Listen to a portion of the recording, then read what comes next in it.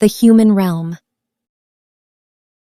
The Human Realm, by Liu Jiming, translated by Chen Gang. Part 2, continued. Chapter 7. She silently repeated these two names separated by time, and gradually the shadows of a young man and a boy emerged in her mind. On Saturday afternoon, when the car sent by Ding Yuping stopped downstairs at the dormitory, Murong Chu was still hesitating whether to accept the appointment as advisor. But the driver who came to fetch her was already waiting at the door. Not going was impossible. Hubei Hotel was quite close to W University. Because Bai Road along the way was being expanded, they had to take a detour. What should have been a 10-minute journey took nearly half an hour. Ding Yupeng stood at the hotel lobby entrance, personally greeting arriving guests.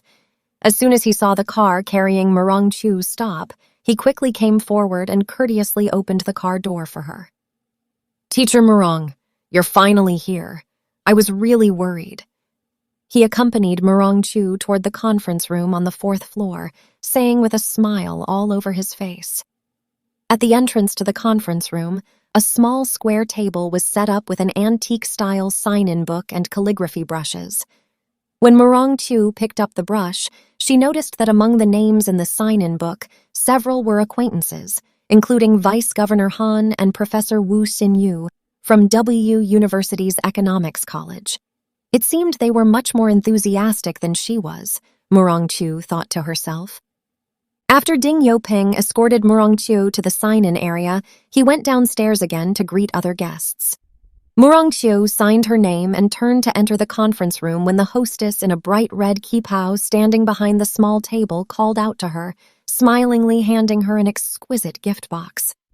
It felt quite heavy in her hand. She didn't know what was inside. Quite a few people had already arrived in the conference room. The scene was quite lively. The not very large conference room was almost full. She didn't know where they had invited so many people from. Surely they couldn't all be yao. Advisors? Among them were several rather familiar-looking young people, probably reporters from some newspaper or television station. This Ding Yuping really had some methods, turning a simple appointment ceremony into such a grand affair. It seemed they might really be treating this as something serious. Just as Murong Chu was planning to quietly find a seat, she suddenly noticed Vice Governor Han and Professor Wu Xinyu sitting not far away, conversing in low voices, looking quite engaged.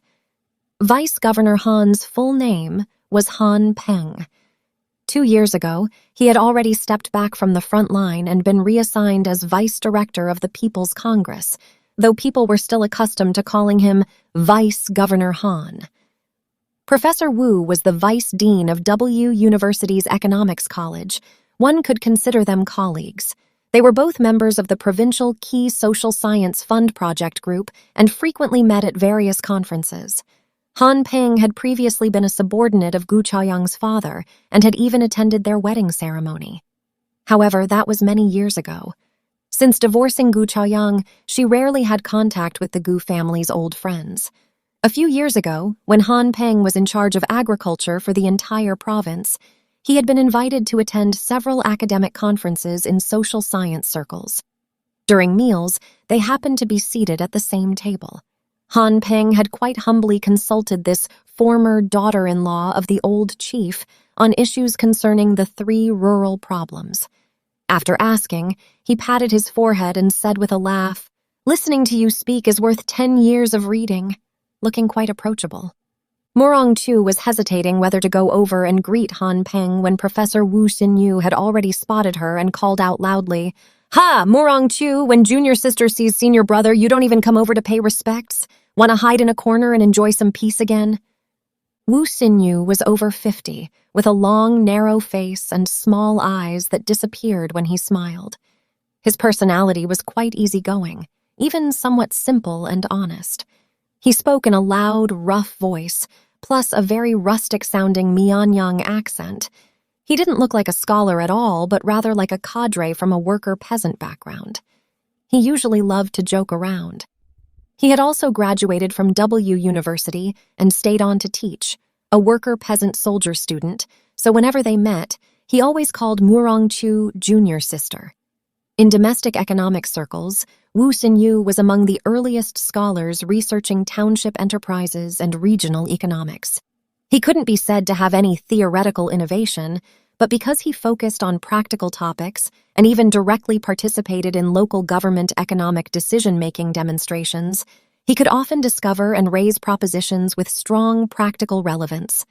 Although his influence in academic circles wasn't great, he was quite valued by government departments, carrying various titles, and was even a provincial CPPCC member, frequently invited to participate in provincial and even prefectural and county-level meetings to offer advice and suggestions, full of warm-hearted concern. He also had a special hobby. He liked being interviewed by the media. Every so often, you could always see him expounding to reporters in newspapers and on television. Therefore, in many people's impressions, he had always been a rather active figure. At this moment, Murong-Chu noticed they each also had an exquisitely crafted gift box beside them, looking somewhat comical. Han Peng also stood up from his seat, extended his plump white hand, pointed at Murong-Chu, and joked to Wu Xinyu, "She's even my teacher on a single phrase." Wu Xinyu said with feigned surprise, "You have such a provincial governor student. It seems junior sister is more formidable than senior brother." Murong-Chu had never been accustomed to this kind of playful social banter and could only respond with a smile. At this moment, Ding Yuping entered the conference room. It seemed the guests had mostly arrived.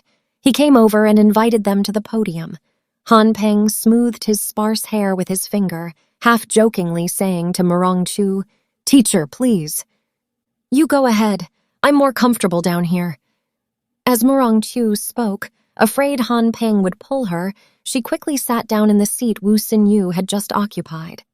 Han Peng still wanted to insist, but Wu Xinyu tugged at his sleeve. "Vice Governor Han, don't make things difficult for my junior sister. She's famously known as a lady at our university." Ding Yuping, presiding over the meeting, had obviously specially dressed himself up for this event. Wearing what seemed like a newly donned coffee-colored suit, his hair shining with mousse-like polished leather shoes, he spoke with the air and tone of presiding over a wedding.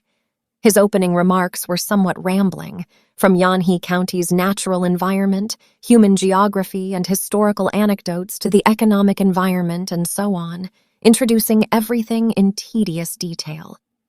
It sounded like those common investment promotion conferences on television nowadays. After a big circle, he finally returned to the main topic. Next was Han Peng's speech. His speech was equally rambling, from international and domestic situations to provincial and extra-provincial situations, then from the 9/11 incident and anti-terrorism issues to thoroughly criticizing Falun Gong and WTO accession.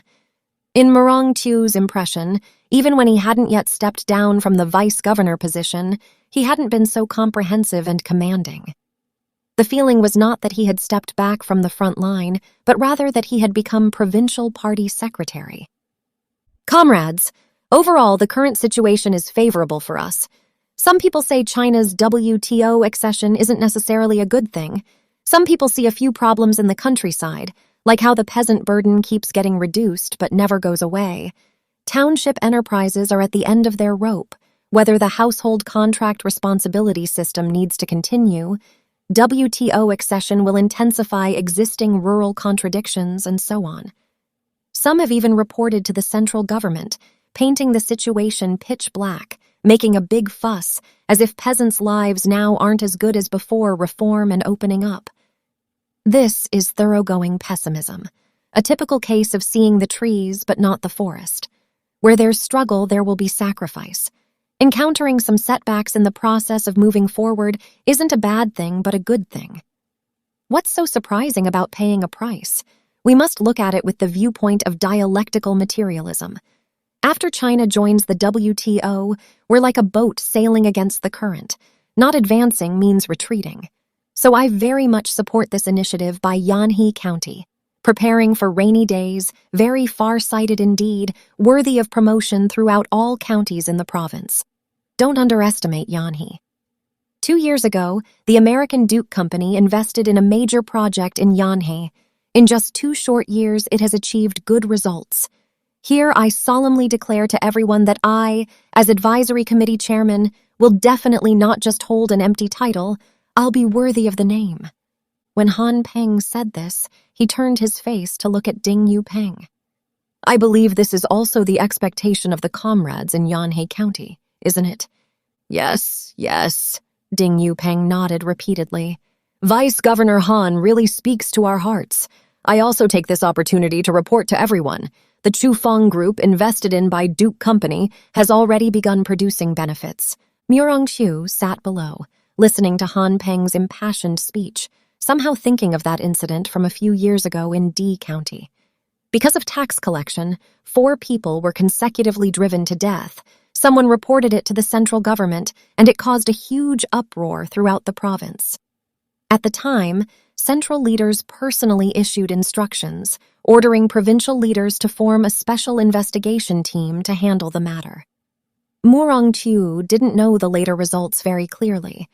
It was said that Han Peng had been stationed in D County all along and had even promoted D County as a model county for rural reform throughout the province. After such an incident, Han Peng's reputation probably suffered. Not long after, he stepped down from his vice governor position. Perhaps it was related to that incident. Professor Wu Xinyu spoke after Han Peng. Compared to Han Peng, his speech was straightforward and concise, with quite strong political commentary overtones. This fit his consistent style. "I agree with Vice Governor Han's viewpoint. Is WTO accession good or not? What are the rural status quo and prospects? This can't be resolved through debate, it must be tested through practice. Being afraid is useless. The key lies in how we adapt to and utilize it. Previously, we always talked about crossing the river by feeling the stones. After joining the WTO, this won't work anymore. Why do I say this? Because the WTO has a complete set of strict trade rules. If you want to profit from it or occupy a competitive advantage, you must abide by those rules. If you continue like before as a blind man riding a blind horse, others won't buy it. Your products can't get out. You can't gain a foothold in the market. If things go wrong, others will sue you. That tuition fee will be huge. At that time, the WTO really will become a bad thing for us. On this point, Yanhe County can be said to have made a good start, not only actively introducing foreign investment, but also introducing expert consultation into the government mechanism. This means decision-making scientization, reducing unnecessary blindness and mistakes. For us to accelerate the advancement of China's agricultural modernization process in the post-WTO global market background, this is undoubtedly very beneficial. Here, I also want to state my position. I'll strive to be a good advisor and do my modest part for Yanhe County's development. The meeting's final item was awarding advisor appointment letters. What should have been a simple appointment ceremony dragged on like a marathon until darkness fell. Murong Chu had originally planned not to stay for dinner, but unable to withstand the repeated urging of Wu Xinyu, Han Peng, and Ding Yupeng, she had to join them for the evening meal. Although she had no appetite at all, she still accompanied the table full of people for quite a long time. Murong Chu usually avoided such activities like the plague, fearing precisely this kind of endless socializing at and around meetings, at and around tables. Throughout the entire banquet, Murong Chu remained silent, though Han Peng occasionally took the initiative to chat with her. After stepping back from the front line, Han Peng seemed much more low-key than before. He casually mentioned Gu Chaoyang. Chaoyang is really well-connected now. The capital he controls is incredible. Seeing Murong Chu's indifferent expression and silence, he asked another question. "By the way, Murong, I remember you two went to Yanhe together as sent-down youth back then, right?" Murong Chu remembered Gu Chaoyang's words in Beijing and gave an affirmative sound. "The funds Chaoyang invested in Chufeng Group last time really helped Yanhe County solve a big problem," Han Peng said to himself. At this moment, seeing Ding Yupeng coming over to toast, he instructed, "After this village, there's no such shop. Little Ding, you must strike while the iron is hot. hold on to Gu Chaoyang, and strive to get more support from them for Yanhe. Rest assured, when I visited Director Gu in Beijing last time, he was very warm to us. Of course, that was also because of your influence. Ding Yupeng clinked glasses loudly with Han Peng, then turned to toast Murong Chu. As if remembering something, he asked, "Teacher Murong, do you know a person named Ma La?" "Ma La?" Murong Chu repeated the name, not reacting immediately. "Ma La was my classmate at normal school. His older brother was called Ma Ke. He died many years ago. Oh, back then the newspapers said he was martyred," Ding Yupeng said to Murong Chu. "This old classmate of mine is quite a legendary figure. Not long after graduation, he followed a teacher from the normal school into business, and his business grew bigger and bigger. Unfortunately, he later got caught up in a smuggling case. Not only did his company go bankrupt, but he himself sat in prison for several years. He was only released after completing his sentence 2 years ago and returned to Shenhuangzhou." Murong Chu symbolically clinked glasses with Ding Yupeng. After sitting back down, she didn't speak for quite a while, her gaze blank, staring at some distant place, her entire person as if her soul had left her body. She didn't even hear Wu Xinyu speaking to her from the side. At this moment, beneath Murong Chu's calm expression were completely turbulent emotions. "Oh, Ma Ke Ma La." She silently repeated these two names separated by time for so long, and gradually the shadows of a young man and a boy emerged in her mind. In that small village by Jingjiang, the two brothers had once intimately entered her life. That tall, sturdy, calm, and brave older brother had been martyred over 20 years ago. Yes, martyred. In Murong Chu's heart, he had always been a hero, from the beginning until now.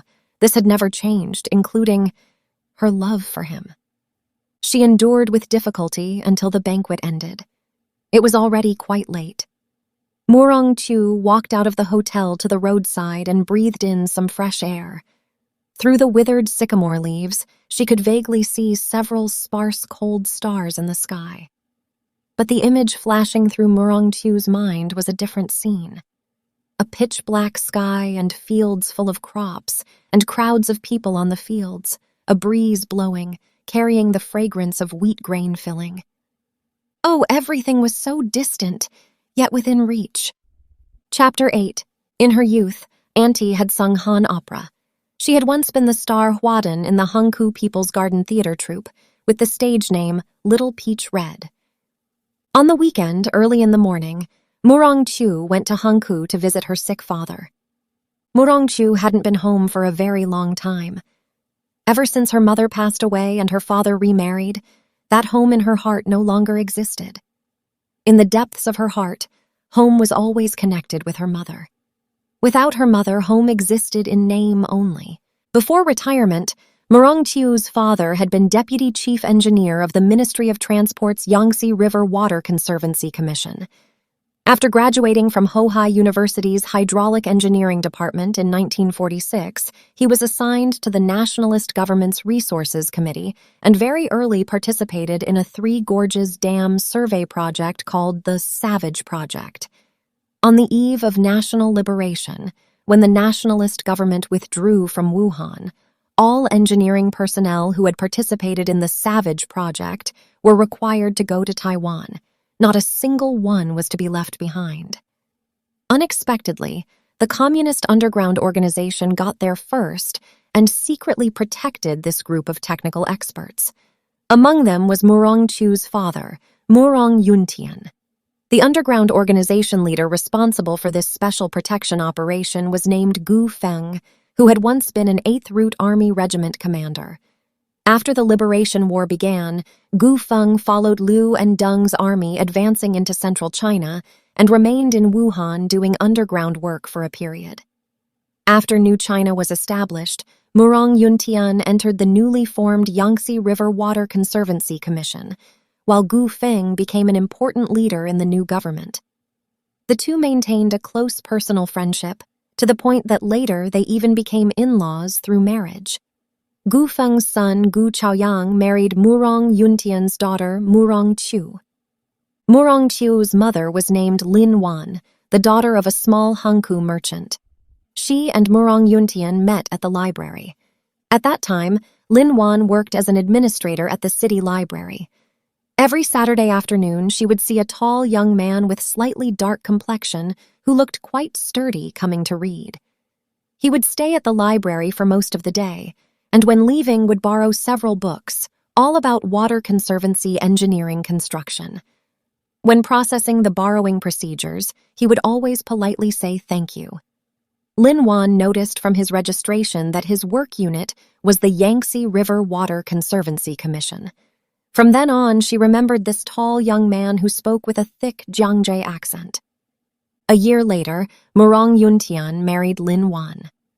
Lin Wan was that typical girl-next-door type, not only petite and exquisite with a gentle temperament, but also well-educated and empathetic. This wasn't inherited from her merchant father, but was related to her work at the library. In her bones, she loved books, but unlike Murong Yuntian, for him reading was a professional necessity, whereas for Lin Wan it was an indispensable spiritual life, like sunlight and air. Of course, the books they read were also quite different. Her husband read books related to his work on water conservancy and construction engineering, while she read mainly literature and art. Poetry and novels by Xi Bingxin, Zhang Eiling, and Xu Jimo, as well as foreign books by Pearl Buck, Tolstoy, and Turgenev, had all been her bedside reading. In her girlhood, Lin Wan was an outright petite bourgeoise. But after marrying Murong Yuntian, her husband frequently traveled on business trips, going into mountain gullies, wading through rivers, surveying water resources and geological features, his footprints covering every river and lake in the entire province. He rarely came home even once in half a year. When he finally returned home, he would immediately throw himself into work. Sometimes after getting off work, he would bring home a large stack of materials and work overtime at home designing blueprints. The big and small household matters naturally fell to his wife Lin Wan. When their daughter Murong Chu was born, Murong Yuntian was on the banks of the Yangtze River in Wushan and Badong, searching for a dam site for the future Three Gorges Dam. When he returned travel-worn to his Wuhan home, his daughter had already reached her first month. In Murong Chu's memory, there had always been only her and her mother at home. As for her father, he appeared at home only after very long intervals and quickly disappeared again in haste. So from a young age, she was particularly close to and dependent on her mother. Toward her father, she always felt quite distant. Even after growing up, it was difficult to cultivate that normal father-daughter affection. She felt her personality and temperament all came from her mother, including her love of reading from childhood and that kind of fanciful, sentimental literary temperament, none of which could possibly be seen in her father. Sometimes she even doubted whether she was her father's biological daughter. Regarding her mother, Murong Chu treasured too many warm memories in her heart. Not long after she was born, her mother transferred from the provincial library to the library materials room at her father's Yangtze Commission. Although the work environment couldn't compare with the provincial library, commuting was closer and caring for the child was much more convenient. The Yangtze Commission was a large work unit with over 1,000 people, hospital, school, kindergarten, cafeteria, shop, everything complete. So from kindergarten right through elementary school, Murong Chu never left that big Yangtze Commission compound. Besides work, her mother devoted all her attention to her. Many of the dresses, sweaters, and shoes she wore were handmade by her mother. Her mother was skillful. Those scraps of cloth that seemed to have no use at home, after passing through her hands, became pieces of clothing that were both well-fitting and beautiful. Every time Murong Chu wore them out to go shopping or to nearby Liberation Park, she always attracted admiring praise from other mothers with children. Besides shopping and visiting the park, the place Murong Chu most often went with her mother was her aunt's home. During holidays, if her father wasn't home, besides shopping and visiting the park, her mother would take her to visit her aunt who lived in Wuchang, but she rarely took her to her maternal grandparents' home, also in Hankou. This had puzzled Murong Chu considerably. When she grew up, she learned that her maternal grandmother was her grandfather's later wife. In other words, Her mother wasn't the grandmother's biological child. This subtle relationship wasn't truly understood by Murong-Chu until she encountered a similar experience herself, giving her deeper understanding of her own mother. Her aunt lived in Tanhua Alley at the foot of Snake Hill in Wuchang's Simen Gate, near a Christian church. Every time they went to her aunt's house, Murong-Chu and her mother would take the ferry from Wuhan Gate to Hanyang Gate in Wuchang on the opposite bank. In the 1950s, Wuhan's first Yangtze River Bridge was under construction. For a period when Murong-Chu and her mother took the ferry across the river, they would squeeze with many passengers to the ship's rail, craning their necks to gaze at the bridge piers emerging from the river surface and the huge slogans erected on the riverbank, a line from Chairman Mao's poetry: "One bridge flies to span north and south, a natural moat becomes a thoroughfare." At first, those bridge piers were just tiny points. The next time they crossed the river, they discovered the piers had grown taller by another section compared to last time, like spring bamboo shoots, looking as if they wanted to grow up to the sky. After disembarking at Hanyang Gate Dock, taking the bus for 2 or 3 stops brought them to Seaman Gate. Not far from the church was Rouge Road, right next to Tanhua Alley. Her aunt's home was located in this small alley lined with plane trees. Her aunt lived in a Western-style 2-story house. Standing on the rooftop, one could see Snake Hill not far away and half of the golden flying eaves of Yellow Crane Tower. Like many old houses, the walls on both sides of the building were covered with lush evergreen ivy and morning glories. Below the building was a small garden surrounded by holly hedges. In the garden were 2 peach trees and 1 plum tree. The peach blossoms were red like morning clouds. The plum blossoms were pure white like snowflakes. Besides these, her aunt also planted some vegetables in the garden like cowpeas, loofah, and hyacinth beans.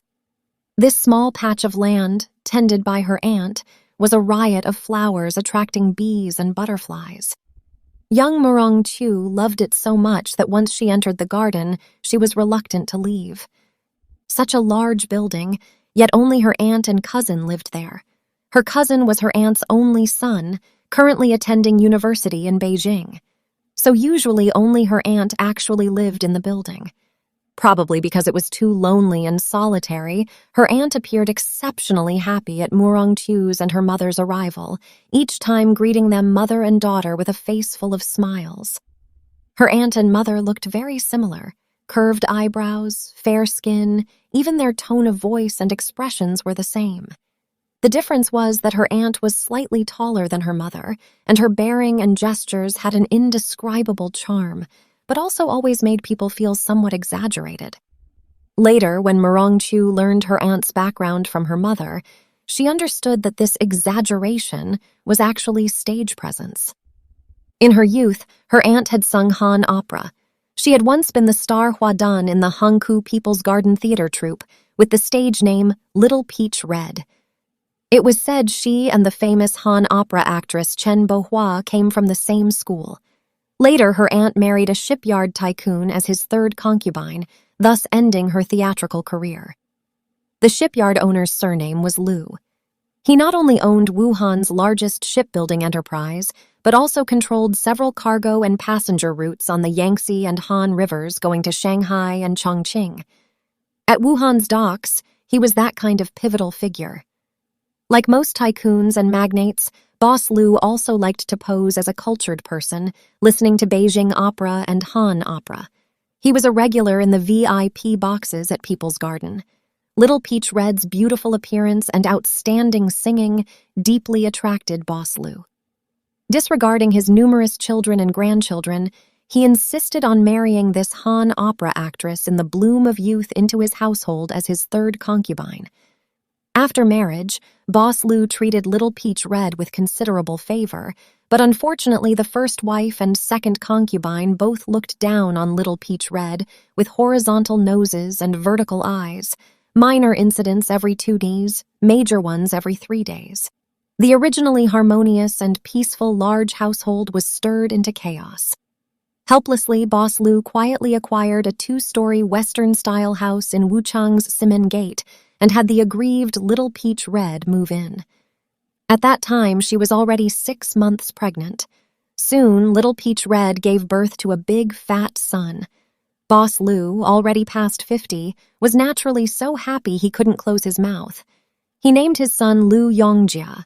From then on, he not only spent most of his time by his third concubine's side, but also hired a nanny and cook to serve little Peach Red. For several years, Boss Liu spent far more time with his third concubine and youngest son at the Western-style house than with his first wife and second concubine. Those were the happiest years for little Peach Red.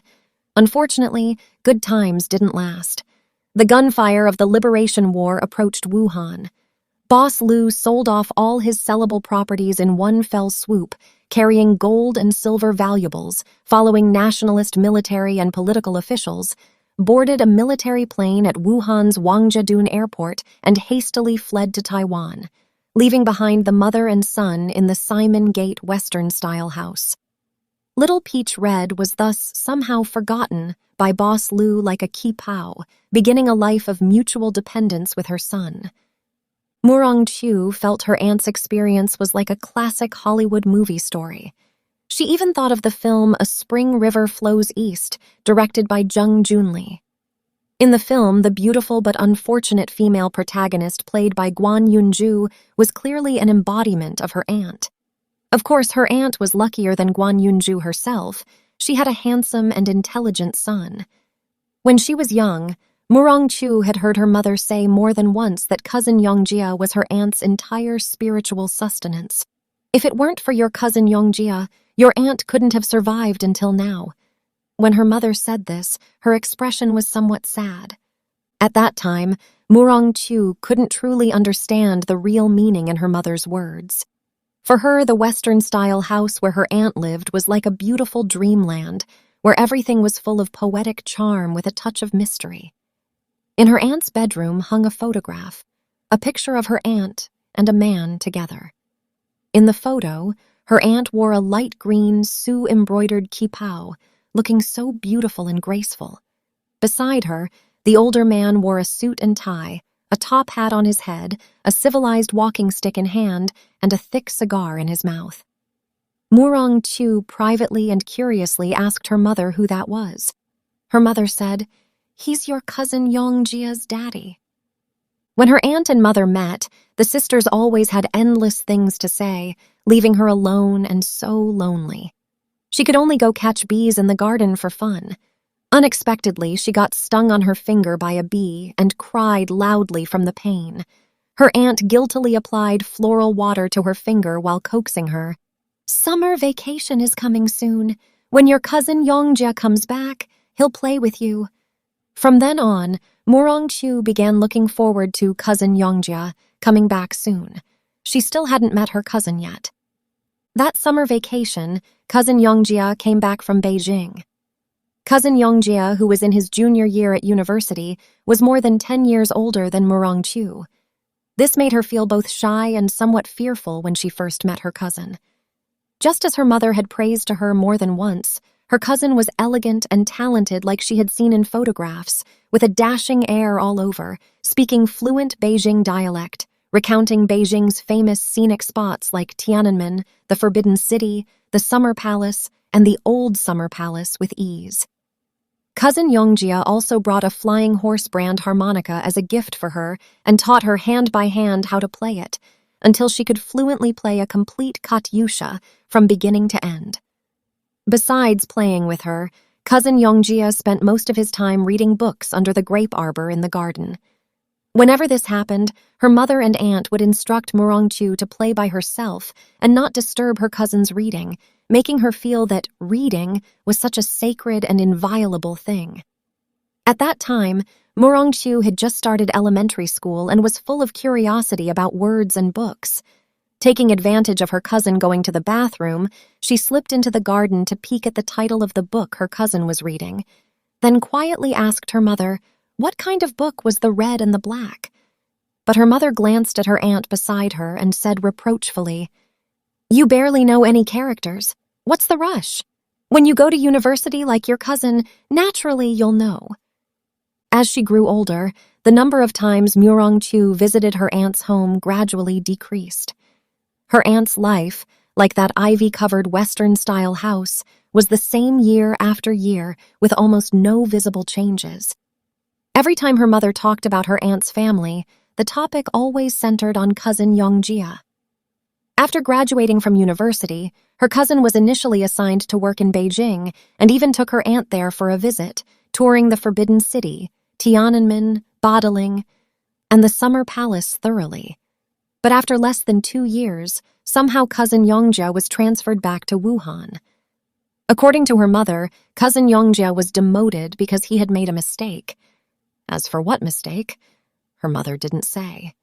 Under her repeated questioning, her mother finally said haltingly that it was because of lifestyle problems. Murongchu was skeptical. In her impression, only those unsavory people would commit lifestyle errors. How could a graduate from a prestigious university like cousin Yongjia? What made her feel even more incomprehensible was that not long after, cousin Yongjia got into trouble again. In her mother's words, he had relapsed, and seriously too. Otherwise, he wouldn't have been exiled from Wuhan all the way to Yanhe County to teach. Her aunt fell ill over her cousin's affairs. When her mother returned from crossing the river to see her, she kept sighing, "Cousin Yongjia is your aunt's only support in this life.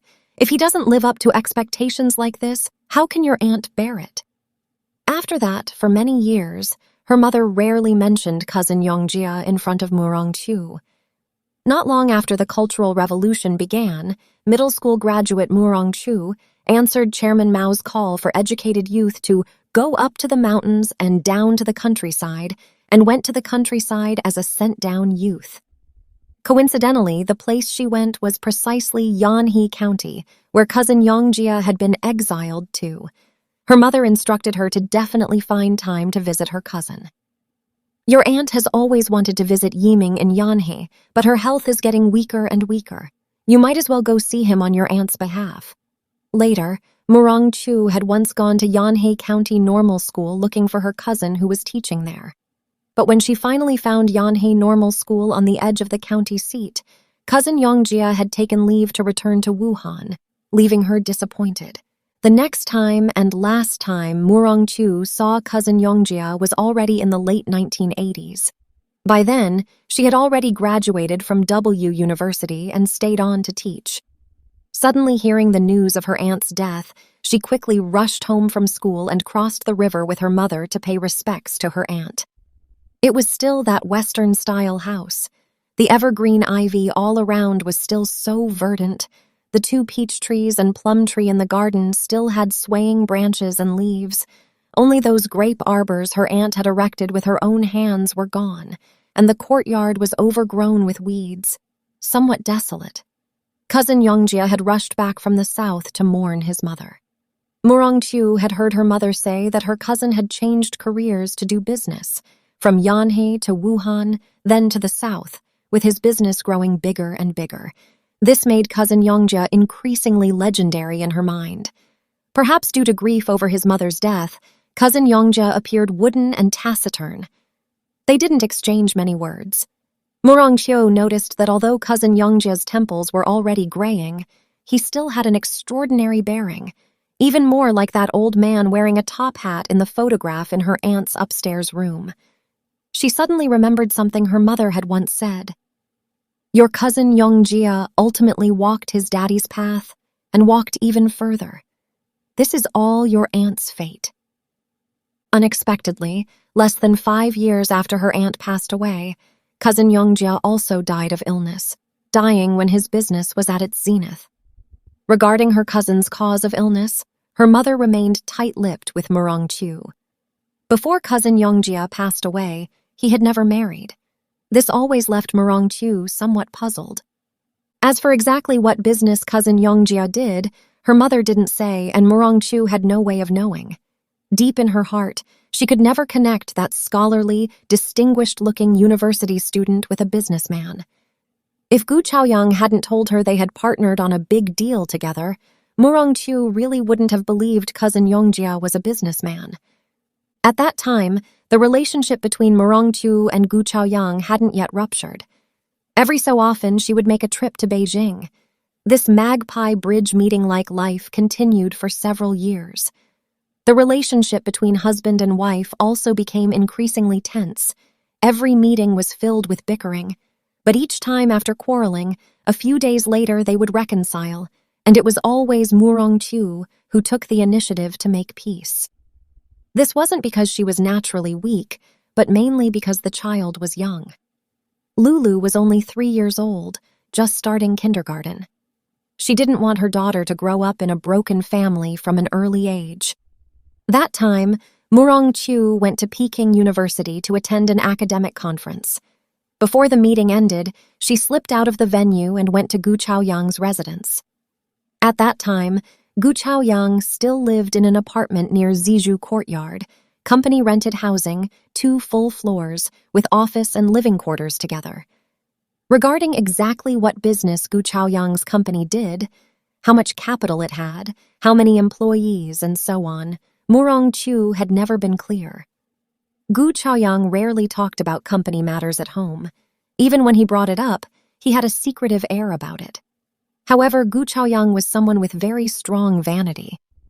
Sometimes when he drank too much at home, he couldn't help revealing a bit about the company's background. In Gu Chaoyang's words, their company's backing was harder than ordinary people could imagine. That can be called a central chief-level figure. You'd be shocked if I said who it was. Gu Chaoyang had a mysterious expression on his face. Of course, the chief's main energy is all devoted to national affairs. It's impossible for him to personally appear in such small matters. Only people around him show their faces. Although Gu Chaoyang's words were somewhat exaggerated, Murong-chu believed there wasn't much water in them. Previously, she had heard Gu Chaoyang talk more than once about his father's old superiors and old comrades in arms. Several of them held high positions. Their names could often be seen in newspapers and on television, sounding thunderous. Usually, when Gu Chaoyang accompanied his father to Beijing, he also frequently came and went with those high officials' children, maintaining close relations. If the company's background wasn't extraordinary, how could Gu Chaoyang possibly have resigned from his excellent position at the provincial committee office to go to Beijing? Regarding that company where Gu Chaoyang worked, what Murong-chu knew was just these fragmentary pieces. Sometimes out of curiosity, she had asked what business their company did. Gu Chaoyang didn't avoid the topic and said, "A company with our kind of background naturally wouldn't do ordinary business. We do big business that ordinary people in society don't dare and can't do. Do you understand what I'm saying now?" Murong-chu nodded, then shook her head, as if understanding something, yet as if understanding nothing at all. That time, when Murong-chu saw Gu Chaoyang, he had just returned from a business trip to E-City. Murong-chu had originally wanted to buy some groceries and cook him a meal, but Gu Chaoyang found it too troublesome and took her to a restaurant at the guest house entrance to eat hot pot. As soon as they started eating, Gu Chaoyang said to her, "Guess who I ran into this time?" Murong-chu was busy putting mutton into the hot pot and didn't look up. "Who?" "Liu Yongjia." Hearing this familiar name, the chopsticks in Murong-chu's hand stopped. Due to surprise, the mutton on the chopsticks also fell onto the table. "You mean, my cousin?" "Yes, what a coincidence," Gu Chaoyang said. "I'd only heard you say your cousin was doing business in Yanhei before. I didn't expect that in just a few years he'd expanded his business to E-City, and so big too. Your cousin is truly a rare talent." Murong-chu could hardly believe such a coincidence existed. Throughout the entire meal, all her conversation with Gu Chaoyang revolved around cousin Yongjia. But Gu Chaoyang didn't know much about cousin Yongjia's situation either. They had met unexpectedly while negotiating a business deal. "What business?" Murong-chu suddenly became interested in business matters, but Gu Chaoyang didn't seem willing to disclose business matters to her. "A big deal. Your cousin is our main partner," he said lightly. "If successful, both sides will obtain huge profits. If unsuccessful..." "Unsuccessful? So there's risk?" Murong-chu asked with some concern. "What doesn't have risk nowadays?" Gu Chaoyang asked in return. "However, with the chief as our strong backing, even the biggest risk is just small potatoes." He probably saw Murongchu was still somewhat worried and added another sentence. At Antai, I'm just doing odd jobs. Even if something happens, there's the second young master to hold things up. It's none of my business. Don't worry. Antai was the name of the company where Gu Chaoyang worked. Who's the second young master? Murongchu asked curiously, but Gu Chaoyang avoided answering, with a secretive expression. That was the late 1980s. The atmosphere in universities was quite active. Various political rumors were endless. In society, rumors about official profiteering were even more rampant. Almost like rats crossing the street, everyone wanted to beat them. Given the high-level background of Gu Chaoyang's company, Murongchu's heart had always been somewhat uneasy. After all, they were husband and wife. Moreover, cousin Yongjia was mixed up with him too. Less than 2 years later, Gu Chaoyang's company suddenly and inexplicably dissolved. Gu Chaoyang himself quietly job-hopped to an American company's Beijing office. Regarding the reasons, he remained tight-lipped. During that period, Murongchu's relationship with him also underwent a sudden change due to that female celebrity's appearance. The two quickly divorced. Gu Chaoyang made a special trip back to Wuhan and together with Murongchu went to the Civil Affairs Department to process the divorce procedures. On the same day they completed the procedures, Gu Chaoyang returned to Beijing. Soon after, Murongchu heard from her mother the news of cousin Yongjia's death from illness. Only then did she remember that big deal Gu Chaoyang and cousin Yongjia had cooperated on. Had they actually succeeded? Or was there some inevitable connection between the dissolution of Gu Chaoyang's company and cousin Yongjia's sudden death and that big deal? This became a mystery in Murongchu's heart. In her later years, her mother rarely mentioned her two maternal relatives. Even when Murongchu occasionally took the initiative to bring them up, her mother would deliberately deflect. Murongchu felt that her mother had been keeping many things about her aunt and cousin Yongjia from her. Her mother naturally had her reasons for doing so. Whether in being a person or handling affairs, her mother always had her own principles. In this world, her mother was the person Murongchu loved most, with her father coming second. Chapter 9. Murongchu's heart suddenly welled up with a warmth she had never felt before. This was a warmth that existed only between family members. Murongchu's father and stepmother lived in an old-style apartment building on Huiji Road in Hankou. She took the public bus across the newly completed Second Yangtze River Bridge, 3 stops, then walked about 100 meters after getting off. The weather was very cold. The wind blowing on her face felt like a knife cutting.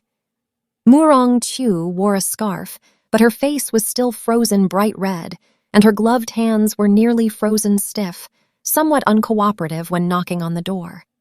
Therefore, when stepmother Auntie Ju opened the door and a wave of warm air rushed at her, she still felt a sense of coming home. Since her mother's death, she had rarely experienced this feeling. "Come in quickly, you must be frozen." Auntie Ju looked at her bright red, frozen face, took the scarf from her hand and said affectionately. Murongchu took off her wool coat, hung it on the coat rack in the corner of the living room, and walked toward her father's bedroom. Before entering, she heard her father's coughing from inside. "Is my dad all right?" Murongchu followed behind Auntie Ju, asking quietly. "Nothing too serious. A couple days ago, when unit leaders came to visit, he insisted on seeing the guests to the door, caught a cold wind, and his bronchitis flared up again." Auntie Ju also answered quietly, as if afraid her father would hear. Murongchu's heart settled down a bit. Like all old houses, the lighting wasn't very good, and the living room and kitchen were also a bit too small. Adding just a bit more furniture or miscellaneous items made it feel crowded. Although her father had been retired for many years, with his credentials and rank, he could have exchanged for a larger apartment, but the new apartments didn't have heating.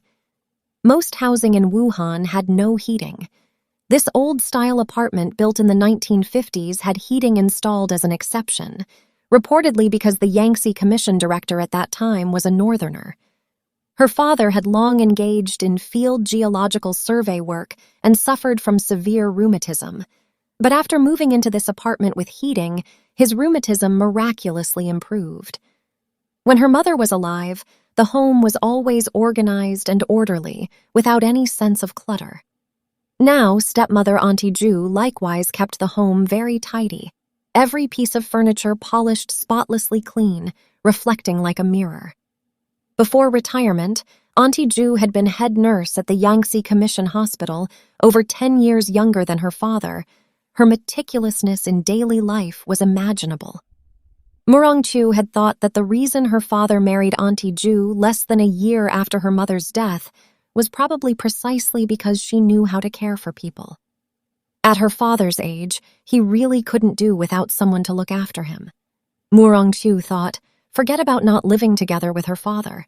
Even if they did live together, could she care for him as meticulously as her mother or Auntie Ju had? Murongchu walked to the bedroom doorway and saw her father lying in a recliner between the bed and window. Because he faced the window, what she first saw was the sparse white hair on the back of her father's head showing above the chair back, then a pair of hands hanging on the armrests, so thin they were skin and bones. Murongchu felt that her father's once tall and sturdy frame had shrunk even more than before. Every time she came home and saw her father, she had this feeling. Was this the inevitable sign of life moving toward exhaustion? Murongchu's nose suddenly felt a bit sour. She lightened her footsteps, silently walked behind the recliner, reached out her hand and gently smoothed her father's disheveled hair. "Q, you're back?" Her father's body trembled slightly. He called Murongchu by her childhood name, one hand shakily lifting to grasp Murongchu's hand, turning his face around. "Is it snowing outside?" "Not yet, but the wind is blowing fiercely," Murongchu said. "When I was little, I often heard you say that before snow falls, wind always comes first." A faint smile appeared on her father's lusterless face. He leaned up, indicating for Murongchu to sit in the chair beside him, and asked, "Has Lulu come back? Why didn't she come with you?" "She's participating in social practice this winter vacation, not coming home for New Year." Murongchu smiled at her father. "Missing your granddaughter? In a couple days I'll have Lulu call you. That child is still so carefree. She rarely calls me on her own initiative." "In this respect, she's a bit like you." Her father glanced at her. "Your Auntie Ju has prepared quite a lot of New Year goods. You should come home and spend New Year with us, so you don't have to buy this and that all by yourself."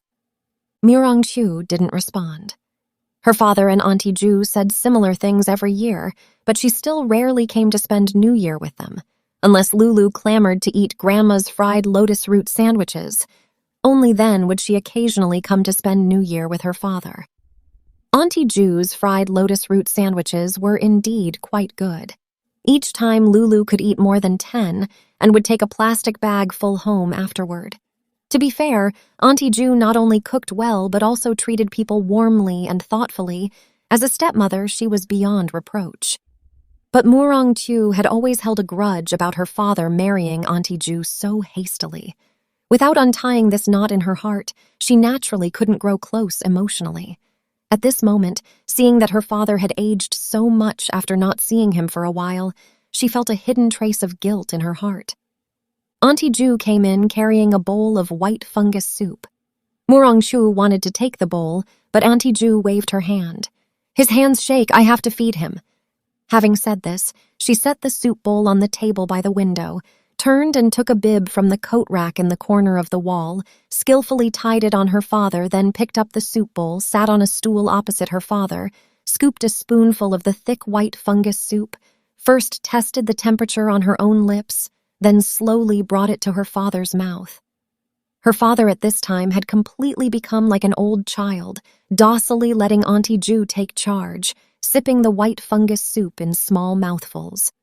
Murongchu stood beside them, unable to help at all, not knowing what to do. At this moment, her father began coughing violently, his throat wheezing like a bellows, unable to catch his breath. His originally waxen yellow face suddenly turned eggplant purple. Auntie Ju quickly set the soup bowl aside, reached out her hand, gently stroking her father's chest. After a while, her father finally caught his breath, coughed up a thick glob of phlegm, and his breathing became smooth. Throughout the entire process, Auntie Ju handled everything timely and thoroughly, without any confusion. Truly worthy of being an experienced head nurse, she thought. After Auntie Ju finished feeding the white fungus soup, she left. Only Murong Chu and her father remained in the room. "Did you watch the news broadcast a couple days ago?" her father suddenly asked. Murong Chu was startled, not understanding what he meant, wondering if something major had happened internationally or domestically these past few days. But before she could remember, her father said on his own, "The Three Gorges Dam successfully achieved 155-meter water storage, and the first batch of generator units officially began producing electricity." As he spoke, he turned on the television with the remote control. Recently, newspapers and television had been reporting on this matter. Murong Chu hadn't paid much attention, but now seeing her father bring it up so seriously, she realized the special connection between her father and the Three Gorges project. After retirement, he still frequently went to the construction site as a member of the Three Gorges Engineering Expert Group. "The current dam site of the Three Gorges project was selected with my participation. QQ, do you know? That year you had just been born, not even a full year old yet." When her father said this, he carried a tone of pride and even satisfaction that only young people have, his face glowing. Compared to just now, he seemed like a different person. She remembered once when Murong Chu discussed with her father some opposing views from foreign and domestic opinion circles about the Three Gorges project, the father and daughter nearly had a falling out. Murong Chu only held an understanding attitude toward those views opposing the Three Gorges project. But even so, her father still couldn't accept it. The Three Gorges project was the career her father had devoted his entire life to. He couldn't tolerate anyone opposing it, much less attacking it. Her father had spent more time in his life dealing with water conservancy projects than with her and her mother, right? Murong Chu thought. She couldn't even remember when her father had cared about family matters the way he cared about dams. In her memory, her father had almost never inquired about her studies or work. When she was in elementary school and the school held parent meetings, it was always her mother who attended. So much so that teachers thought her parents were already divorced. The only thing Murong Chu couldn't forget was when she went down to the countryside as a sent-down youth. Her father happened to be participating in political study at his work unit and accompanied her mother to see her off at the long-distance bus station. Her mother carried a metal lunchbox containing some delicious things she had made herself. Her father carried a net bag of books, all novels that Murong Chu had selected from the library room where her mother worked as administrator before departure, both domestic and foreign. Her father and mother, one on each side, accompanied her to the station. The station was a sea of red flags and people. Her father gripped her tightly with one hand, while her mother firmly held onto the hem of her father's clothes from the other side. The family of three was like a small boat in rough seas, tossed about in the peaks and troughs of waves, their ears filled with the sound of drums and deafening slogans of farewell. Murong Chu suddenly felt that with her father and mother by her side, her heart was surprisingly steady. No matter how great the wind and waves, they were nothing. While silently reciting Gorky's Song of the Stormy Petrel, "Let the storm rage more fiercely," she linked arms with her father on one side and her mother on the other, held up her chest and bravely walked forward. At that time, how strong her father's hands were. Murong Chu's heart suddenly welled up with a warmth she had never felt before. This was a warmth that existed only between family members. She sat down beside her father and said softly, "Dad, let me massage your legs." Her father's gaze turned from the television to her face, seeming somewhat surprised. His toothless mouth moved as if wanting to say something, but ultimately said nothing, obediently giving his legs to her. They were truly emaciated legs, but in his youth they had traversed the thousands of mountains and rivers of the motherland, leaving him with stubborn rheumatism. Every winter when wind blew, rain fell, or snow came, it would flare up, hurting so much her father broke out in cold sweat. When severe, he even needed a cane to walk. When she was little, Murong-chu often massaged her father's legs. As she massaged, the pain would lessen. Murong-chu's hands formed fists, pounding on her father's knees one stroke at a time. Her father reclined in the chair, eyes slightly closed, as if asleep. After a while, slight snoring sounds arose. Seeing her father truly asleep, Murong-chu stopped, returned his legs to their original position, pulled a quilt from the bed to cover him, then stood up and tiptoed out of the room. Auntie Ju was cooking in the kitchen. Murong-chu asked if there was anything she could help with. Auntie Ju said while busily working, "I'm used to managing alone. You spend more time talking with your dad." Murong-chu withdrew from the kitchen. She noticed the study next door was open and walked in. 3 walls of the study were lined with bookcases, the shelves packed full of books, most of them her father's hydraulic engineering professional books. Murong-chu's gaze turned to the wall by the desk. Her eyes suddenly brightened. She saw a photograph of her mother on the wall. It was a half-length photo of her mother from her youth. Although black and white, her mother's beautiful face, gentle gaze, and that wisp of light bangs on her forehead all displayed her mother's beauty and kindness. For a period after her mother's death, the photograph had hung here, but after Auntie Ju married her father, he had taken it down. Each time she saw the blank space left on the wall after removing her mother's photograph, Murong-chu's heart felt empty. This was also why she increasingly didn't want to come home. At this moment, seeing her mother's photograph reappearing in her father's study, her heart warmed and her eyes couldn't help but moisten. Returning to the adjacent bedroom, her father had awakened from his nap and was wearing reading glasses, looking at a newspaper, the regularly delivered China 3 Gorges Project News. Seeing her enter, her father removed his reading glasses, set the newspaper aside, turned his face to look at her, his expression somewhat unusual. Murong-chu felt very uncomfortable and unconsciously lowered her head. "After New Year, you'll be 49, right?" her father said. "The day you were born, the Lantern Festival had just passed, the 17th day of the first lunar month, around 2 or 3 in the afternoon.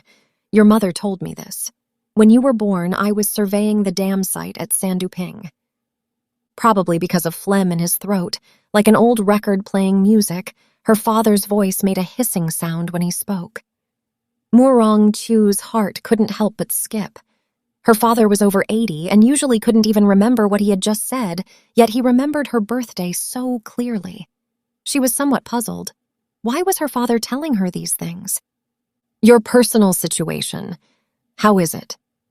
Going around and around, her father finally circled to the main topic. In all these years since her mother's death, this was the first time her father had asked about her personal situation. Her father had always opposed Murong-chu divorcing Gu Chaoyang, always saying he was letting down his old friend Gu Feng. Because of this, father and daughter didn't speak to each other for a long time. Originally, regarding Murong-chu and Gu Chaoyang's marriage, although the 2 old friends hadn't arranged a betrothal in the womb, there was somewhat a sense of parental arrangement involved. "You and Chaoyang have been divorced for so long. You should find someone else." Seeing Murong-chu remained silent, her father said seriously, "In intellectual circles, finding someone with conditions similar to yours shouldn't be difficult." Her father's tone was like a clumsy matchmaker, somewhat amusing, but Murong-chu couldn't laugh. Because from her father's uncharacteristically rambling words, she sensed a hint of entrusting meaning, a similar feeling her mother had conveyed before she passed away.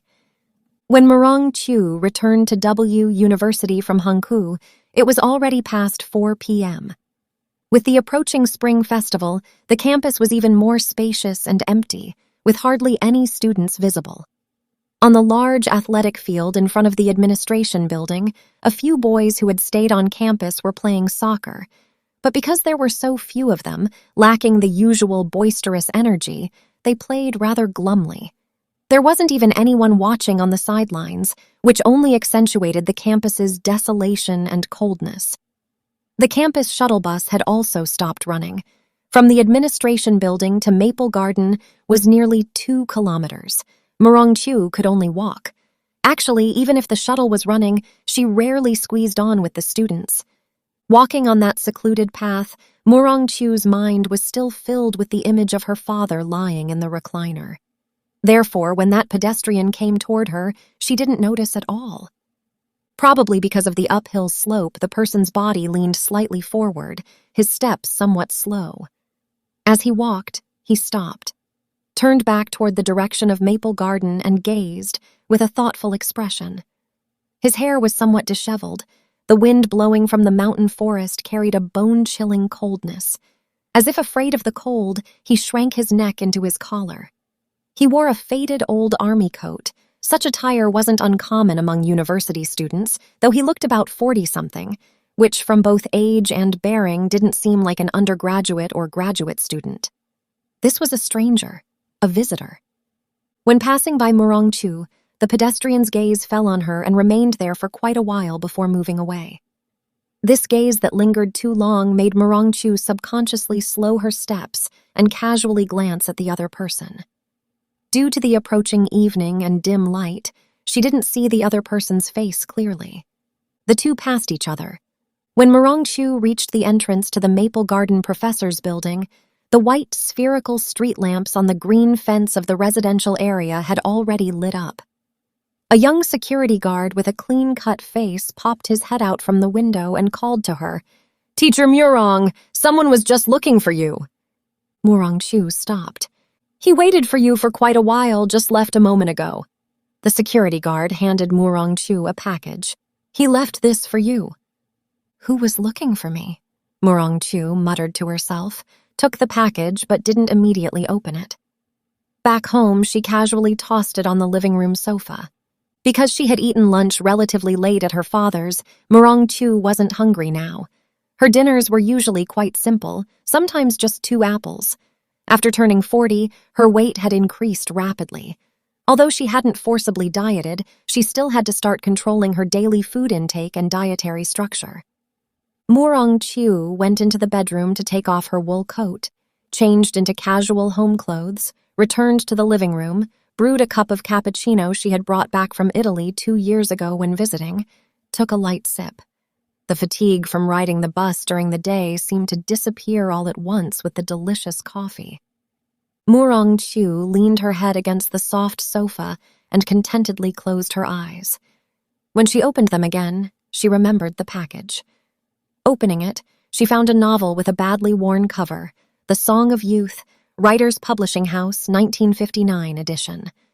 Both the inner pages and cover had seriously faded and yellowed. On the title page was a line of writing, still vaguely discernible. Murong-Chu studied the line of text on the title page and was stunned. Many long-vanished past events came flooding back, surfacing from the waters of memory, along with this copy of The Song of Youth. She thought of the person in the old army coat she had encountered on the road and couldn't help feeling dazed. Chapter 10. Lulu and Kwang Sibei were not just an ordinary teacher-student relationship, nor merely casual internet friends, but clearly a couple in love. Time passed so quickly. In 1 more year, Lulu would graduate from university. But she wasn't like ordinary junior-year students who were either preparing for graduate school entrance exams or starting to strive for various internship opportunities for post-graduation job hunting. Lulu didn't seem anxious at all. This summer vacation when she came home, aside from going to Hankou once with her mother to see her grandfather, she shut herself in her small air-conditioned room all day, only coming out at mealtimes, mysteriously. No one knew what she was doing. It went on like this for several days. Murong-Chu felt that compared to when she was in Beijing last year, her daughter had changed. She was no longer that carefree person, having learned to keep secrets hidden away, somewhat like an adult. But what secret was Lulu hiding in her heart? Her daughter didn't say, and Murong-Chu couldn't very well ask. After all, she had always advocated giving children enough independent space. But in doing so, she was essentially bound by her own cherished educational philosophy. Realizing this, Murong-Chu had a feeling that was both funny and exasperating. The reason Lulu insisted on taking the college entrance exam to study elsewhere was precisely so she could legitimately escape Wuhan, this furnace, during summer. So ever since going to Beijing for school, she spent most summer vacations elsewhere, either staying on campus or shouldering a simple backpack to wander the world. As for Chu, aside from enduring the scorching heat at home grading graduate students' theses, she seemed to have nowhere else to go. But if she really missed her daughter and happened to catch Lulu at school, she would also put down her work and go to Beijing to spend a few days with her daughter. But this summer vacation, Lulu had unprecedentedly stayed home for several days. With the meticulousness and sensitivity unique to women and mothers, Chu quickly discovered some of Lulu's suspicious points. For instance, she used to always wear jeans, keep short hair, and dress and live like a tomboy. Now she had grown her hair long, no longer spoke loudly, and her clothing had become fashionable too. She had developed somewhat of a ladylike air. Once when Lulu wasn't around, Chu entered her room to clean and actually saw lipstick, an eyebrow pencil, and even perfume placed on the bedside table. In the past, Lulu never used such things. As the saying goes, a girl changes greatly at 18, and Lulu was already 21. Regarding her daughter's concrete changes, Chu's feelings could be described as mixed joy and worry. The joy was that Lulu had finally transformed from a tomboy back into a young lady. The worry was that she didn't know what motivated this change in Lulu. Experience told her that none of this happened without reason. The answer was quickly found. From Lulu's laptop computer that she had forgotten to close, Chu discovered video software called Skype. One of Lulu's chat contacts was called Hawthorne Tree Romance. This screen name was obviously taken from a currently popular film. Just last semester, Chu had watched it at the school's open-air theater. The film told the story of a city girl and a male educated youth's love story. Perhaps because of the pure and poignant romance between the male and female protagonists, perhaps because it evoked her own long-vanished educated youth years, perhaps because... When the movie ended, Chu, sitting on a small folding stool, was sobbing uncontrollably just like the little girls around her. What Chu hadn't expected was that this Hawthorne Tree Romance was actually Kwang Si-bei, the author of Investigation of Peasants in County C. That long-haired, bespectacled profile picture let her recognize him at a glance. Moreover, their intimate chat text told her that Lulu and Kwang Si-bei were not just an ordinary teacher-student relationship, nor merely casual internet friends, but clearly a couple in love. Regarding this major discovery, Chu couldn't come to her senses for quite a while. Last year, when she met Kwang Si-bei at the Beijing conference, as well as Lulu's evasive tone when mentioning him, floated back into Chu's mind. Many things that previously seemed incomprehensible now appeared to have reasonable answers, including Lulu's unwillingness to go abroad and her enthusiasm for current affairs and national matters. If this wasn't influenced by the author of Investigation of Peasants in County C, who else could it be? Not long ago, Chu had browsed online and found news about Kwang Si-bei. Investigation of Peasants in County C had won the International Reportage Literature Prize. Chu knew the special background of this award. This was precisely what truly worried her, not for Kwang Si-bei, but for Lulu. Chu realized that the problem she now faced might be more complex and tricky than she had anticipated. That evening, Chu made dinner and waited a while before Lulu came home. In recent days, Wuhan's temperature had reached 40 degrees, truly living up to its reputation as a furnace. As soon as Lulu entered, she called out about the heat and couldn't wait to rush into the bathroom to shower. While her daughter was bathing, Chu turned on the air conditioning. When she was alone at home, she rarely used it. When Lulu emerged from the shower wearing a bathrobe that exposed her navel, the living room and dining room had already become quite cool. Today's dinner was quite sumptuous, including Lulu's favorite stir-fried eggs with chives, Crucian carp with Dobin sauce, and pork bone lotus root soup. Murong Chu watched her daughter's greedy eating but had no appetite herself. What she was thinking was, once upon a time, in her eyes, Lulu was still a carefree child. Exactly when did she start getting together with that Kwang Sibei? "Tell Mom about this hawthorn tree romance business." Murong Chu finally couldn't hold back. Before Lulu finished eating, she opened her mouth. Lulu was holding a straw, sucking the marrow from a pork bone, making slurping sounds. Hearing Murong Chu's words, the bone suddenly dropped from her hand. Her eyes and mouth opened wide, looking at Murong Chu. After quite a while, she reacted. "Mom, you peeked at my laptop?" She pouted, face reddening. "That's invading someone's privacy." Don't talk to me about privacy. Murong Chu's lips showed a trace of mocking smile. You're my daughter. I have the responsibility and obligation to inquire about your personal life. From Murong Chu's words, Lulu sensed her mother was seriously talking with her. She knew she couldn't evade it. Thinking this, her heart actually became more open. This made the ensuing conversation between mother and daughter no longer so tense. It relaxed considerably. "Do you think you understand Kwang Sibei?" "Mom, understanding is the organization department's business. Love doesn't need understanding. It only needs comprehension." Fine, let's talk about comprehension then." Murong Chu found her daughter's quibbling somewhat amusing. "Tell me, what exactly do you comprehend about him?" "He has ideals and a sense of responsibility. His writing isn't like many people who do it for fame and fortune, but to criticize social ugliness and pursue fairness and justice." Lulu raised her face slightly and said in a proud and gratified tone, as if giving a speech, "In my eyes, Kwang Sibei is a brave and upright person." Lulu's words and her infatuated expression when speaking greatly surprised Murong Chu. She felt her advantage in this conversation was gradually being lost. But she still asked somewhat unwillingly, "Just because of that book?" "Of course not," Lulu firmly denied. "Mom, you think I'm too naive. How could I fall in love with someone just because of one book?" When Lulu said this, she carried an old-fashioned air. Murong Chu seemed to see her younger self in her daughter. Back then, she too had once loved someone so unreservedly.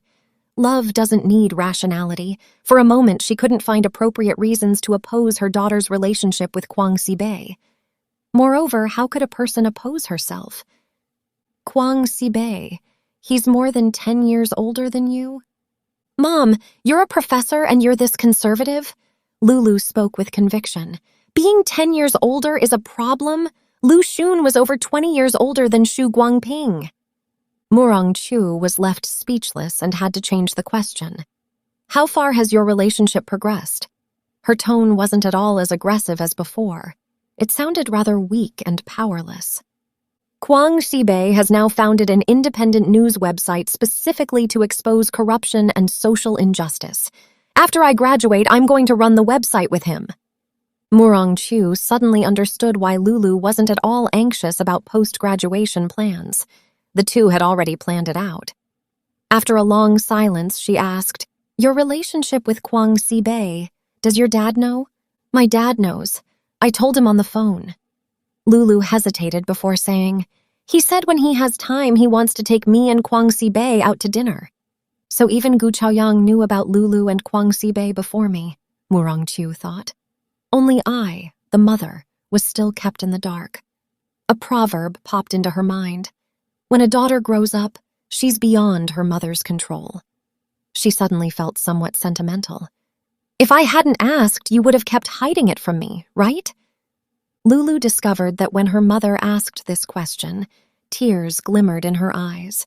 She realized the seriousness of the situation. Perhaps because from childhood her mother had been relatively strict with her, Lulu had never dared tell her about this. In Lulu's heart, her fear of her mother Murong Chu far exceeded that of her father Gu Chaoyang, just as Murong Chu's importance in her heart far exceeded Gu Chaoyang's. But regardless, she shouldn't have hidden it from her mother. Lulu thought. This clearly hurt her mother's self-esteem. She began to feel guilty about her carelessness and stood up, walked around from that side of the dining table to behind Murongchu and gently embraced her mother's neck as she had when little. "I'm sorry, Mom." 2 days later, Murongchu was invited to give a lecture at Shanghai University. She booked round-trip plane tickets, planning to finish the lecture the next morning and fly back to Wuhan in the afternoon. In all of Lulu's life, Murongchu had never left her alone at home. Before leaving, she prepared meals for these 2 days and put them in the refrigerator. They only needed to be heated in the microwave. When leaving, she gave 1,000 instructions and 10,000 reminders, afraid Lulu would forget to turn off the power before sleeping, forget to bring her keys when going out for a walk, and so on. Lulu grew impatient and muttered, "All right, Mom, when did you turn into an old lady?" She practically pushed Murongchu out the door. As soon as her mother left, Lulu felt almost a sense of relief.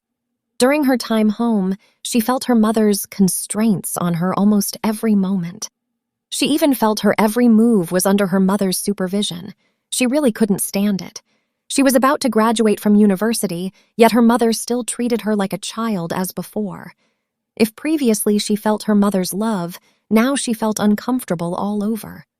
So as soon as her mother went on this business trip, she was like a bird finally released from a cage after long confinement, obtaining freedom. She couldn't be happier. Now she could finally freely and without any constraints control her own time. For a whole day, except for eating and personal hygiene, Lulu stayed glued to that laptop computer using MSN software to chat with Kwang Sibei. During these days back in Wuhan, every night before sleeping she would hide in her room and chat with Kwang Sibei for 1 or 2 hours. They didn't just talk sweet nothings, most topics related to Kwang Sibei's website. The website was called Public Livelihood Net. To run this website, Kwang Sibei not only invested all the manuscript fees from investigation of peasants in County C, but also resigned from his university teaching position. Originally after graduation, Lulu could have entered a central news organization, but recently Lulu suddenly changed her mind. She decided to give up this rare opportunity and run the website together with Kwang Sibei. Before coming home for summer vacation, she had just told Kwang Sibei this decision. 10:30 p.m. was the time Lulu and Kwang Sibei had agreed to get on MSN. Today, with her mother not home, she didn't need to close her door like doing underground work. Before the scheduled time, Lulu was already somewhat impatient. While drinking yogurt, she turned on the computer. She pressed the power button several times, but the computer had no response. At first, Lulu thought the power wasn't plugged in properly. She carefully checked the plug and power cord. No problems found. She pressed the computer power button again. The screen remained pitch black. That exquisite, compact Apple laptop was bought by her father, Gu Chaoyang, from Silicon Valley in America as a gift for her. Reading, writing, browsing information, playing games, and chatting, every day except eating and sleeping, Lulu could hardly be without it for a moment. Having used it for so long, she had never encountered any malfunction. She looked at the clock on the wall. The agreed time was approaching. In her urgency, Lulu thought of the computer her mother usually used. She hurried toward the study next door. Murongchu's study was full of bookcases. The desk was against the wall by the window. The desktop was likewise piled with books and graduate student theses and such, surrounding that somewhat clumsy-looking 486 assembled computer in the middle. In Lulu's mind, the study was her mother's place for writing, reading, and thinking. It couldn't tolerate the slightest noise or commotion. So she rarely entered the study. This was a habit she had formed since childhood. Now, as she sat down at the desk, she felt as if her mother was watching her from behind, her gaze somewhat stern, as if asking, "Lulu, what are you doing?" Lulu struggled to overcome this nervous feeling. She opened the computer and downloaded QQ software at the fastest speed, then breathed a sigh of relief. Both Lulu and Kwang Sibei had QQ accounts. Since MSN couldn't be used, they'd have to switch to QQ. Lulu logged into QQ, sent Kwang Sibei a message, then while waiting for him to come online, casually browsed on the computer. It was then that she discovered the folder labeled Correspondence. The folder was right on the desktop. Lulu clicked it open purely out of curiosity and was immediately captivated. Comrade Murong Chu, hello. A month has passed since we parted in Beijing, but your beautiful and dignified bearing remains vivid in my mind, difficult to forget. Although we had attended meetings together more than once before, and I had read your works, we couldn't be said to have had any real interaction. To someone outstanding like you, I was at most just one of countless admirers. So when Wu Yan suggested last time at Fragrant Hills that she wanted to bring us together, I was both pleasantly surprised and somewhat honored. Below, let me briefly report to you my life and work situation. I was born in 1945, so I can be said to have been born with the victory salute of the anti-Japanese war. My father was a private school teacher who spent decades traveling through villages and countryside, teaching and resolving doubts content in his work. My mother was illiterate, hardworking, thrifty, kind, and virtuous her whole life. I was third in the family. From elementary through middle school, my grades were consistently excellent. My father would often stroke his beard and praise me to others. This child is teachable. When I graduated high school at only 16, I was admitted to Peking University's sociology department with the top score in the county. In my sophomore year of university, I began publishing articles in China Youth Daily and Guangming Daily's 100 Schools Forum supplement. Therefore, teachers and students at school all regarded me as talented. The Guangming Daily leadership even had the editor relay a message that after graduation, I could go work at their newspaper. What made me even more ambitious was that a female classmate known as the Department Flower, after I had written countless love letters that sank like stones into the sea, suddenly extended an olive branch to me, agreeing to go with me to Tiantan Theater to watch a new Zhejian film, Stage Sisters. Life presented a brilliant and glorious prospect before me. Soon after, the vigorous 4 cleanups movement began nationwide. My entire class was arranged to participate in social practice in rural Funning, Hebei. Funning was the place where Liu Shaoqi and Wang Guangmei later produced the Taoyuan experience. But at that time, we knew nothing about it. Through my own observations in Funning countryside, I felt that 3 freedoms and 1 guarantee had indeed significantly improved the lives of peasants who had fallen into difficulty after the Great Leap Forward. So after returning to school, I wrote several articles under the general title Observations from the Countryside that were published in newspapers. But these few small articles got me into big trouble. Near graduation, in the socialist education movement sweeping the nation, I was labeled a rightist tendency element and assigned to teach at a rural middle school in my hometown. Fate truly played a big joke on me, sending me to the 9th heaven only to coldly cast me into the 18th level of hell. For a long time, I was dispirited, extremely depressed, unable to summon energy for anything. Every weekend, I would ride my bicycle from school back to Hejia village. Only when with my parents did my heart find a bit of peace. In fact, it was precisely my father's teachings that enabled me to pick myself up again from adversity.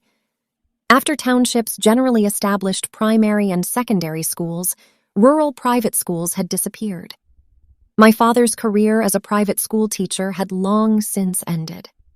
My father was already 60, and because he had devoted most of his life to rural education work, the people's government gave him a monthly retirement pension.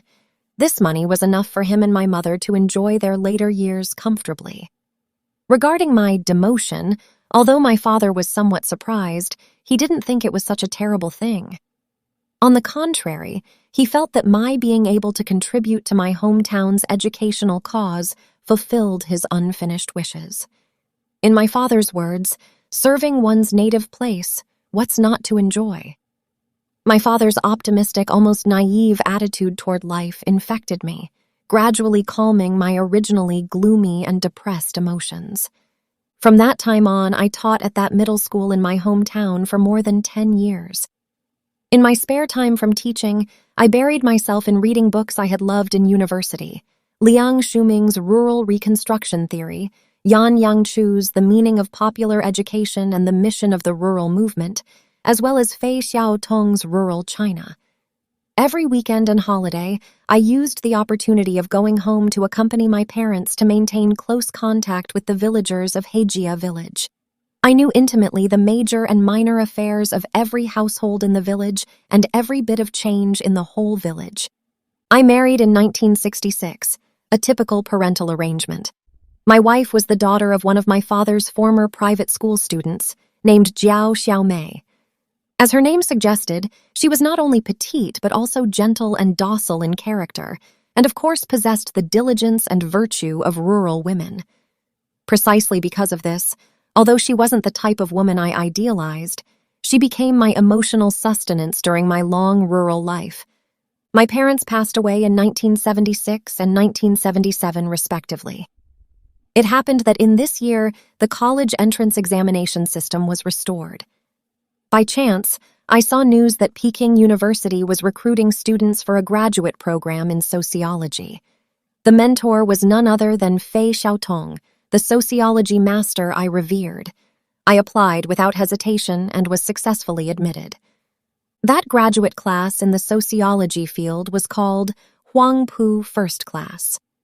Many of them later became renowned scholars famous in domestic and international academic circles and held important positions, such as Zhuang Dingxian and others.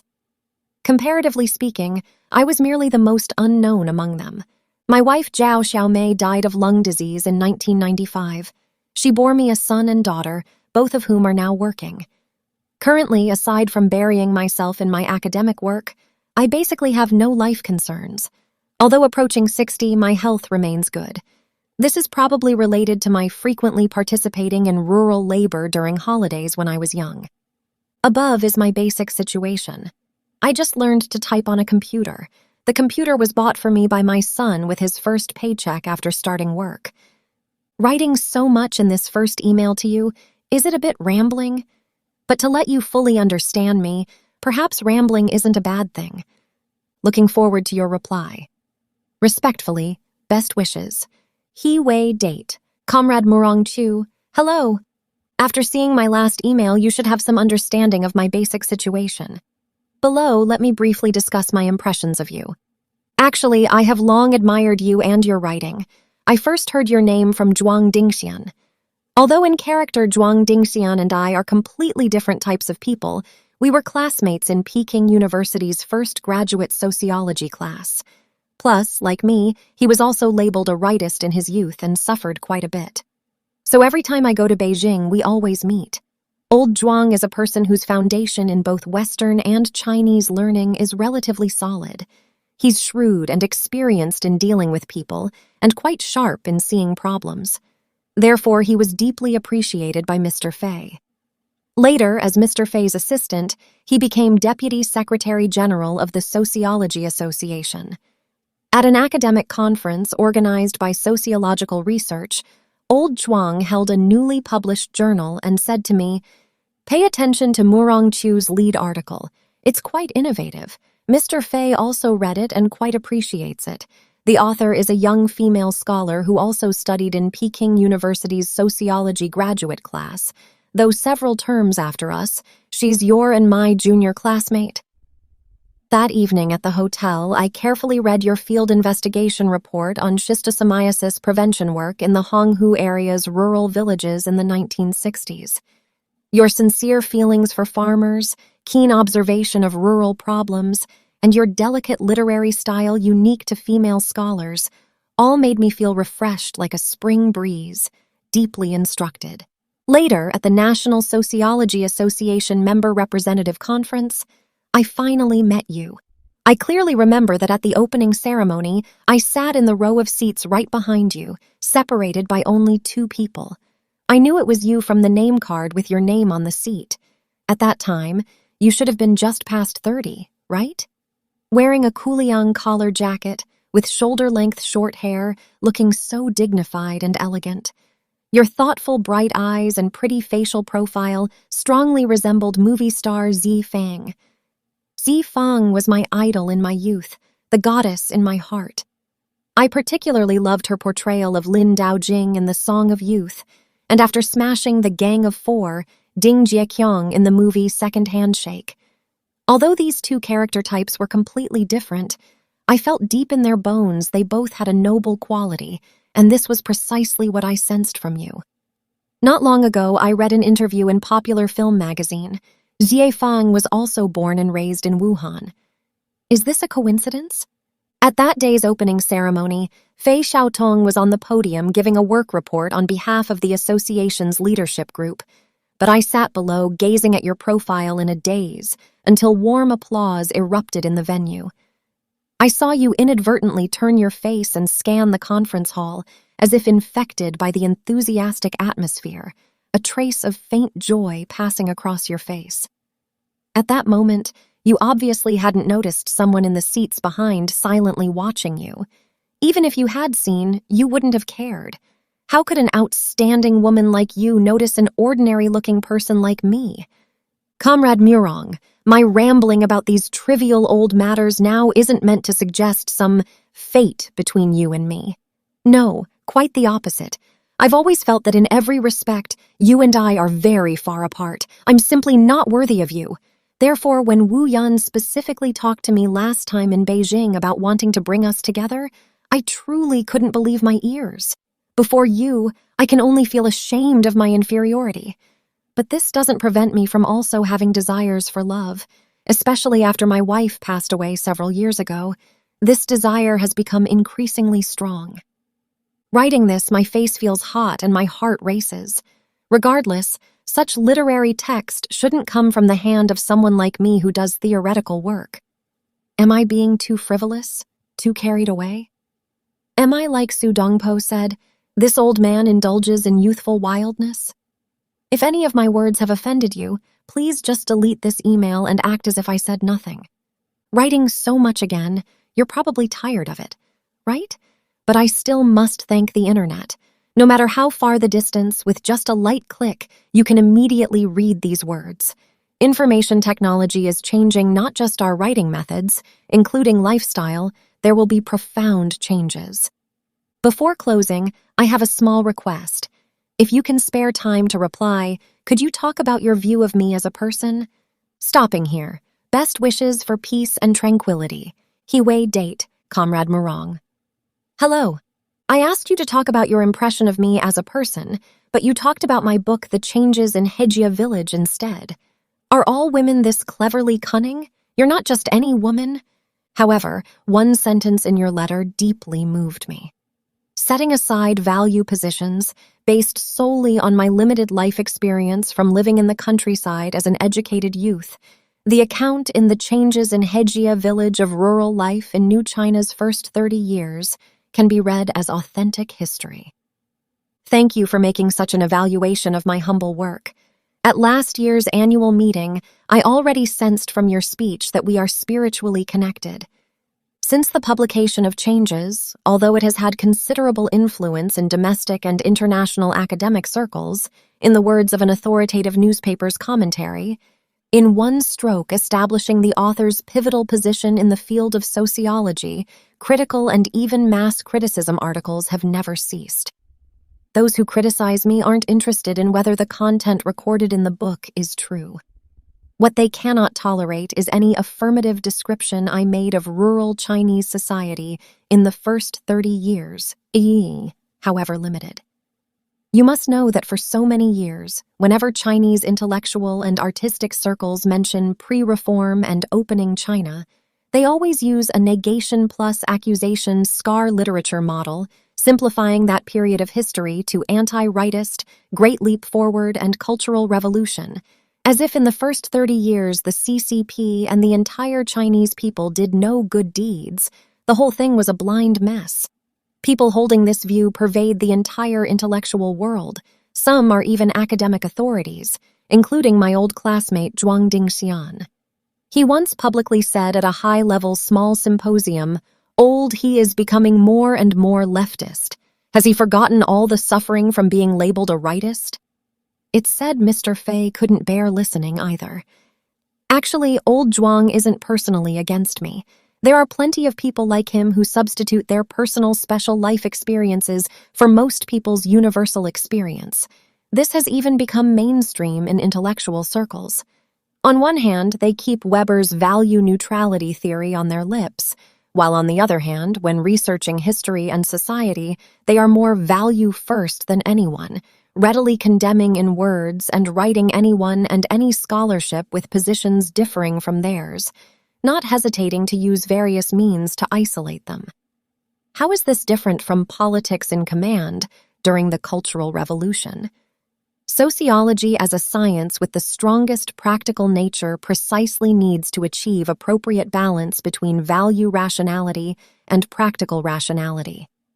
In this regard, Mr. Fei established an outstanding model for us through his rural China and peasant life in China.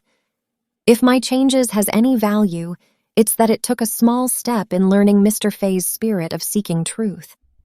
During the Cultural Revolution, many Chinese always looked at the world with their left eye. After reform and opening, people changed eyes and looked at the world with their right eye. Actually, whether a sound person or sound society, we should look at the world with both eyes. Only then is the world we see complete. As intellectuals, our guardianship of conscience and pursuit of truth can never be neglected. We cannot kidnap conscience to submit to so-called eternal truth, nor can we abandon the pursuit of truth to guard conscience. Only when both accompany each other can we avoid losing our way on the road of understanding and transforming society. Murong, you and I both had rural life experience. We both understand the suffering that the vast number of farmers have borne and are still bearing in China's social historical transformation. In recent years, every time I return to that small village by the Yellow River that once nurtured me, seeing large amounts of farmland lying fallow, and aside from old people and children in the village, hardly any young adults visible, after the agriculture nurturing industry of the first 30 years, we began a second process of agriculture nurturing cities. Only this time, the nurturing is more comprehensive and thorough than last time, from the previous unified purchase and marketing to now talent, resources, and land, all-round exploitation. If the People's Commune era's unified and closed life and production model retarded the development of productive forces, then after the household contract responsibility system, especially in the last decade with large numbers of farmers leaving the land and flooding into cities to become new untouchables, in the long run, vast rural areas are bound to fall into a landslide-style state of poverty, thus losing their function of transfusing blood and fluids for China's reforms. China's 3 rural issues will ultimately evolve into comprehensive social problems. Collective economy doesn't equal egalitarian big pot meals, and large-scale operations don't equal capital going to the countryside. If some in academic circles spare no effort in advocating for private capital to operate rural land, and this becomes reality, the English enclosure movement from over a century ago will inevitably replay in China. So I wholeheartedly agree with young writer Kwang Sibei's cry in Investigation of Peasants in County C. Peasants are truly suffering, the countryside is truly poor, agriculture is truly in danger. Fortunately, the central government has already begun actively adjusting 3 rural policies. Given time, rural conditions will surely improve. If so, the nation is fortunate, the people are fortunate. In university, I read I Ching's poem, "Why Do My Eyes Often Contain Tears? Because I Love This Land Deeply." At that time, I couldn't fully grasp the poem's meaning, but now, occasionally thinking of this line, my eyes truly fill with tears. Changes is the product of these reflections. If someone accuses me of being leftist because of this, I will accept it calmly, just as I did 30 years ago when labeled rightist tendency. A person who advocates independent thinking cannot be kidnapped by any political faction. If in the first 30 years most Chinese could only look at the world with their left eye, and in the latter 30 years can only look with their right eye, jumping from one extreme to another like this, can it be considered true progress? I believe only when we simultaneously use both eyes to look at the world can this society be normal and sound. Unfortunately, some in intellectual circles, especially many who control discourse power, have thinking modes and concepts that remain stuck in the 1970s and 80s. They often assume an air of grasping truth, taking out a ruler to measure this and that, not caring at all how greatly Chinese society has changed compared to 20 or 30 years ago. On one hand, shouting about democracy and freedom, on the other hand, suppressing different viewpoints and thoughts. What's the difference between this and the cultural revolution they've always denounced? Your comments on changes got me going, and I couldn't stop rambling on like this. People who do theory all have this stinking habit. Of course, not including you. In the next letter, let's talk less about academic issues and more about life. Wishing you peaceful sleep. He Wei, date, AC, Murong. Hello. I may be going to Chongqing soon to attend an academic conference. I'd like to take this opportunity to come see you. After all, it's on the way. I don't know if you'll be in Wuhan during this time and whether you'd be willing to spare me some time. We've corresponded for so long. Although each time I say more and you're always sparing with words, I believe we have common ground. It's time we met and talked, don't you think? Looking forward to your reply. Old he date. Lulu read through these emails in one breath and almost laughed aloud. This letter writer had managed to write love letters like academic correspondence. Truly bookish enough. Lulu's curiosity wasn't satisfied, but instead produced a string of new questions. For instance, what was the current relationship between the letter writer and her mother?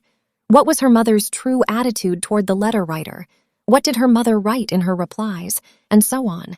But because the folder only contained He Wei's emails without her mother's replies, Lulu couldn't find these answers. Regarding the person He Wei, Lulu wasn't unfamiliar. In her freshman year, among the social science new books the school recommended to freshmen was The Changes in Hejia Village. Later, Kwang Shibei specifically recommended this book in class and lavishly praised the author, calling him the most conscientious sociologist in China today, the true successor of Liang Shuming and Fei Xiaotong, and so on. At that time, Lulu was reading Kwang Shibei's Investigation of Peasants in County C. Because the book's author was her own teacher, she read more carefully than any other book. She discovered that in material selection and narrative perspective, Investigation of Peasants in County C showed traces of being deeply influenced by the changes in Hejia village in many places. No wonder he held He Wei in such high esteem. Now Lulu saw that He Wei also praised Kwang Shibei highly in his letter to her mother. This was probably what people often call mutual appreciation between kindred spirits, right? Because she was preoccupied with reading emails, the time agreed upon with Kwang Shibei had long passed. Kwang Shibei had already come online and called her several times on QQ, like sending telegrams. Lulu, are you there? Lulu, are you there? Lulu, are you there? Lulu quickly typed out a sweat emoticon. Because she had always used MSN video chat, suddenly switching to QQ, Lulu wasn't quite used to it. After a while, she adapted. Lulu, how's the website operation going? Kwang Shibei, everything's normal. By the way, yesterday 2 more Peking University journalism students applied online to intern at the website. Adding the 2 from Renmin University Journalism, we now have 4 editors. Lulu, haha, now you have strong troops and horses, but it should be 5. You forgot to count me. Heh heh. Kwang Shibei, about this. Lulu, I think you should reconsider this matter more carefully. You're at the graduation assignment stage. Many good positions are waiting for you to choose. The website is still in its initial stage, and it's a privately run small website. Your full participation might affect your future development. This is no joke. Lulu, you're really such a nag. Didn't we discuss this last time? What future or not? You even resigned from a key university for this website. How come when it's my turn you have double standards? Kwang Shibei, you and I are different. After all, I founded the website. I'm obligated to bear any risks and responsibilities. You don't need to. Lulu, what do you mean by that? Don't you love me? Kwang Shibei, love. Lulu, Since you love me, why distinguish between yours and mine? Don't you know my choice has only one purpose? For love? Kwang Sibei. I know, but I must be responsible for you. Dear, I'm more than 10 years older than you after all. Lulu, that tone sounds just like my dad. Kwang Sibei. Baby, let's not argue. You should ask your mom's opinion while at home, then decide after returning to Beijing, okay? Lulu, nothing to consult about. I can make my own decisions. Kwang Sibei. You're really a willful child. Fine. Let's not talk about this. I'll tell you something. Lulu. What? Kwang Sibei. Last night I was invited to a reception at the American Embassy and ran into several NGO liaison officers. They all proactively offered to provide economic support to Public Livelihood Net. Lulu. Oh, isn't that good? With money, hiring people, buying equipment, improving office conditions, none of it will be a problem. Kwang Sibei. These international NGOs paying attention to us shows that Public Livelihood Net's influence is growing daily, but there's no such thing as a free lunch in this world. Their money all comes with conditions. Lulu. What conditions? Kwang Sibei. They haven't said yet, but based on my understanding of these organizations, they all have clear political motives. Lulu. Forget it. Don't take their money. These people might be weasels paying New Year's respects to chickens, up to no good. Kwang Sibei. Of course, this is just my guess, but independently and objectively reporting everything is a principle our Public Livelihood Net must always uphold. Lulu. Support the wise decision of director. Kwang Sibei. Don't be in a hurry to sing praises. I also met someone who's willing to provide funding for the website. Guess who? Lulu. Anyone attending the U.S. Embassy reception must be a big name. Stop keeping me in suspense. Who? Kwang Sibei. Your honorable father, Mr. Gu Chaoyang. Lulu. My dad? When did he mix into the celebrity ranks? Kwang Sibei. He's the China Regional Director of Duke Company. Lulu. Why did my dad suddenly become so charitable? Didn't he mention any conditions? Kwang Sibei. So far, he hasn't mentioned any conditions, just said he's very optimistic about Public Livelihood Net's prospects and asked how much funding I need. Lulu. How did you answer? Kwang Sibei. I didn't answer anything. I think this matter involves your family's internal affairs. You'd better first ask your mom, my future mother-in-law, the respected Professor Murong Chu's opinion. Lulu. Your attitude is good. Praise. But if I ask my mom, she definitely won't agree. Kwang Sibei. Oh, you're that certain? Lulu. Of course. You don't know how high-minded my mom is. Guess who I admire most between my dad and mom? Guess right, and you get a prize. Kwang Sibei. Your dad? Lulu. Wrong. It's my mom. I dare bet that intellectual women as outstanding as my mom can be counted on one hand in all of China.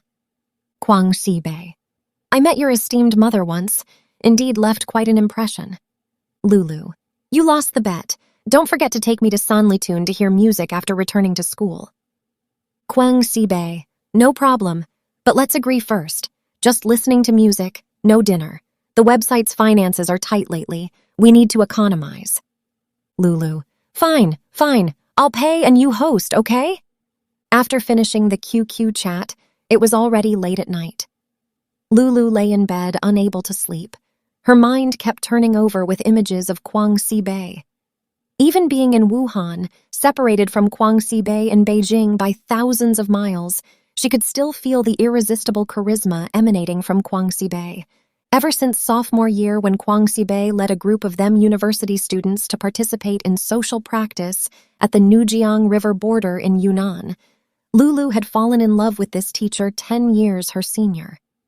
Before this, Lulu had only read that book Investigation of Peasants in County C and attended his classes. She felt this young teacher, although dark-skinned and short, was free-spirited and brilliantly talented. Not like general intellectuals who only knew how to write books and establish theories, but possessed action capability that ordinary people rarely had. That time, their party of more than 10 spent over 2 months at the Nujiang River, eating and living in the Durung people's dilapidated and crude stilt houses, working alongside the locals while listening to them tell the history and customs of the Durung people. Every evening, Kwang Si-bei would call the students to go to the Nujiang riverside to watch the sunset, enjoying the breathtaking canyon scenery while chatting about everything under the sun. At first, every time they went out, there were 3, 5, or even more people. Gradually, there were fewer and fewer, until later only Kwang Si-bei and Lulu remained. Perhaps because facing only this one audience member, Kwang Si-bei's topics became even more free and easy, even delving into private territory. He told Lulu about his family, parents, and childhood. Kwang Si-bei's mother was from Shanghai. In the early 1960s, to respond to the nation's call for garrison farming at the border, Kwang Si-bei's mother, just graduated from high school, signed up for the team going to support Xinjiang. On the banks of the Tarim River at the edge of the Taklamakan in Xinjiang, 18-year-old Kwang Si-bei's mother and a group of young men from all over the motherland set up camp, braving temperatures below -30 degrees, clearing wasteland and planting crops. In less than a few years, they transformed a desolate Gobi into mechanized, high-yield cotton fields.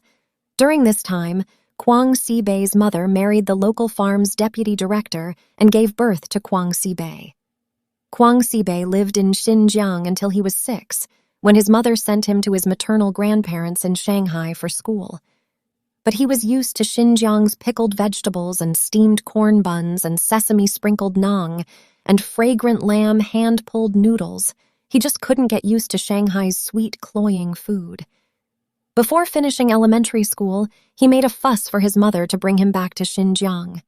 As soon as he saw the tamarisk and jujube tree forests by the Tarim River, Kwang Si-bei felt an intimacy from the heart. Every cell became active. Kwang Si-bei and Lulu sat on a black volcanic rock by the Nujiang River, squinting their eyes, gazing at the roaring, surging Nujiang water. It seemed he was speaking to himself, yet also to Lulu. Perhaps I'm naturally meant for that wild, rugged land.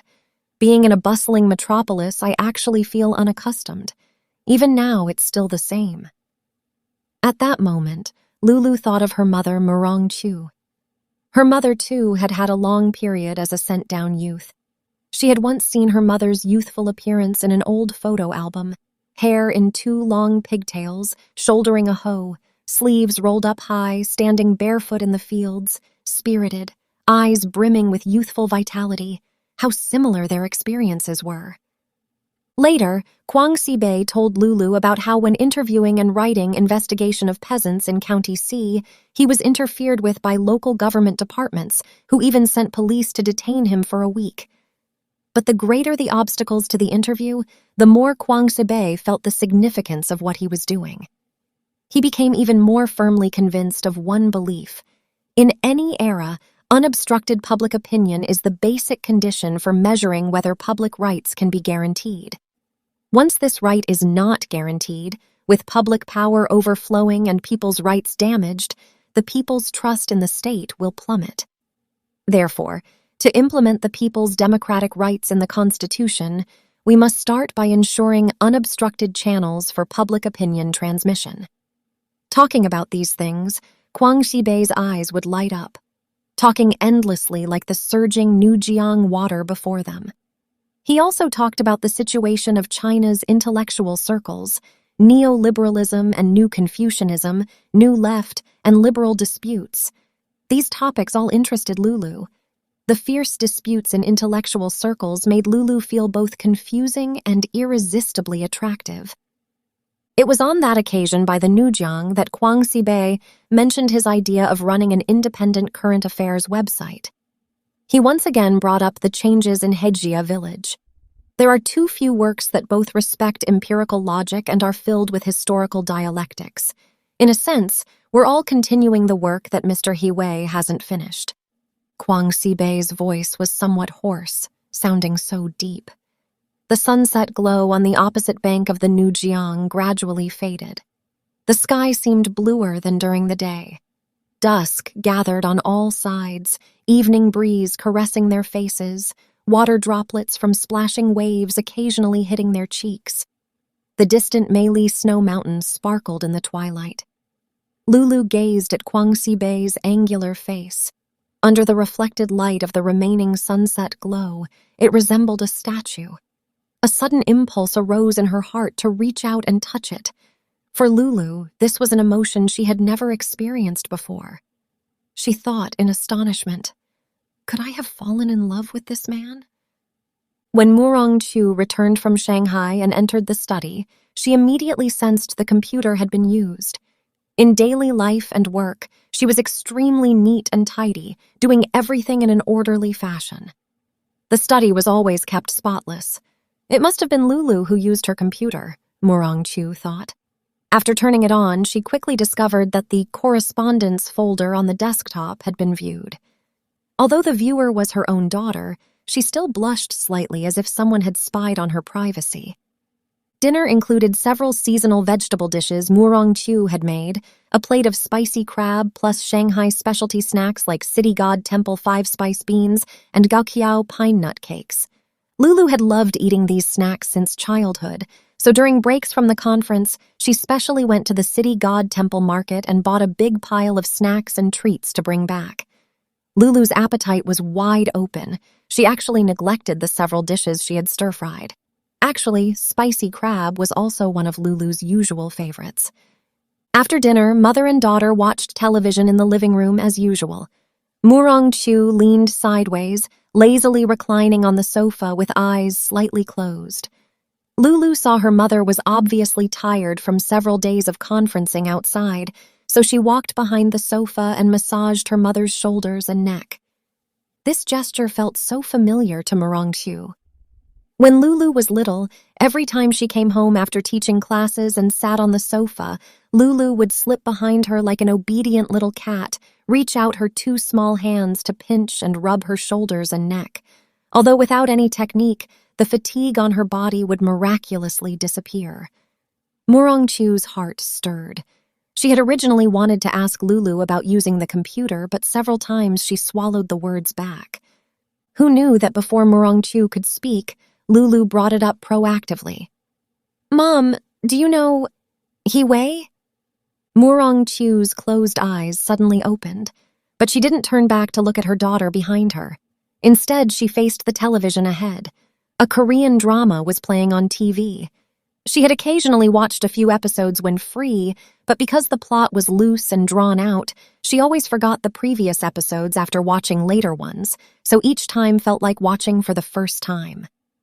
At this moment, watching those few faces on TV that were so similar they could almost be confused, Murong Chu's mind went blank. Obviously, she was searching her mind for appropriate words to answer her daughter's question. "Kwang Sibei and I both like teacher He Wei's book, The Changes in Heijia Village." Lulu continued massaging her mother's somewhat stiff shoulders while saying conversationally, "Mom, you don't mind that I peeked at his letters to you, do you?" Facing Lulu's proactive attack, Murong Chu momentarily didn't know how to respond. She remembered the argument she'd had with her daughter before going to Shanghai and felt she had finally found a retaliatory weapon. She deliberately darkened her face. "Lulu, you want Mom to respect your rights, but now you've read my letters without permission. Isn't that invading my privacy?" But Lulu didn't pick up her mother's thread at all and continued her own topic. "Mom, I don't know if you and teacher He Wei are suitable, but I think since you and Dad separated so many years ago, you should find a companion." Hearing her daughter's words, Murong Chu's heart trembled slightly. In all of Lulu's life, this was the first time she used this tone speaking to her, and she was talking about her mother's personal situation. Murong Chu couldn't process it for a moment. The little one knows how to care about people now. She couldn't help but turn her head to glance at her daughter. This glance almost startled her. Lulu's face was full of seriousness, tears vaguely glimmering in her eyes. Murong Chu also felt a hot liquid about to burst from her eyes, but she struggled to control herself. She gently pressed down on her daughter's hand, quickly turned her face back in disguise, redirecting her gaze to the television ahead. At this time, commercials began playing on TV. Murong Chu picked up the remote and switched to Phoenix TV. The program currently airing was one she usually liked watching called The Road We've Traveled Together. Today, it was about barefoot Dr. Sun Lige. The name Sun Lige was so familiar. Back in the day, this person was ranked in her mind alongside Jin Xunhua, Zhu Kejia, and Xing Yanzi as models. At that time, Shenhuangzhou Brigade Youth League Branch Secretary Ma Ke often organized League member educated youths to study their advanced deeds together. As the newly appointed Brigade Youth League committee member to prepare her speech, Murong Chu stayed up many nights under the kerosene lamp at a local villager's home. "Mom, did you hear what I said?" Lulu pursued like an adult questioning a child.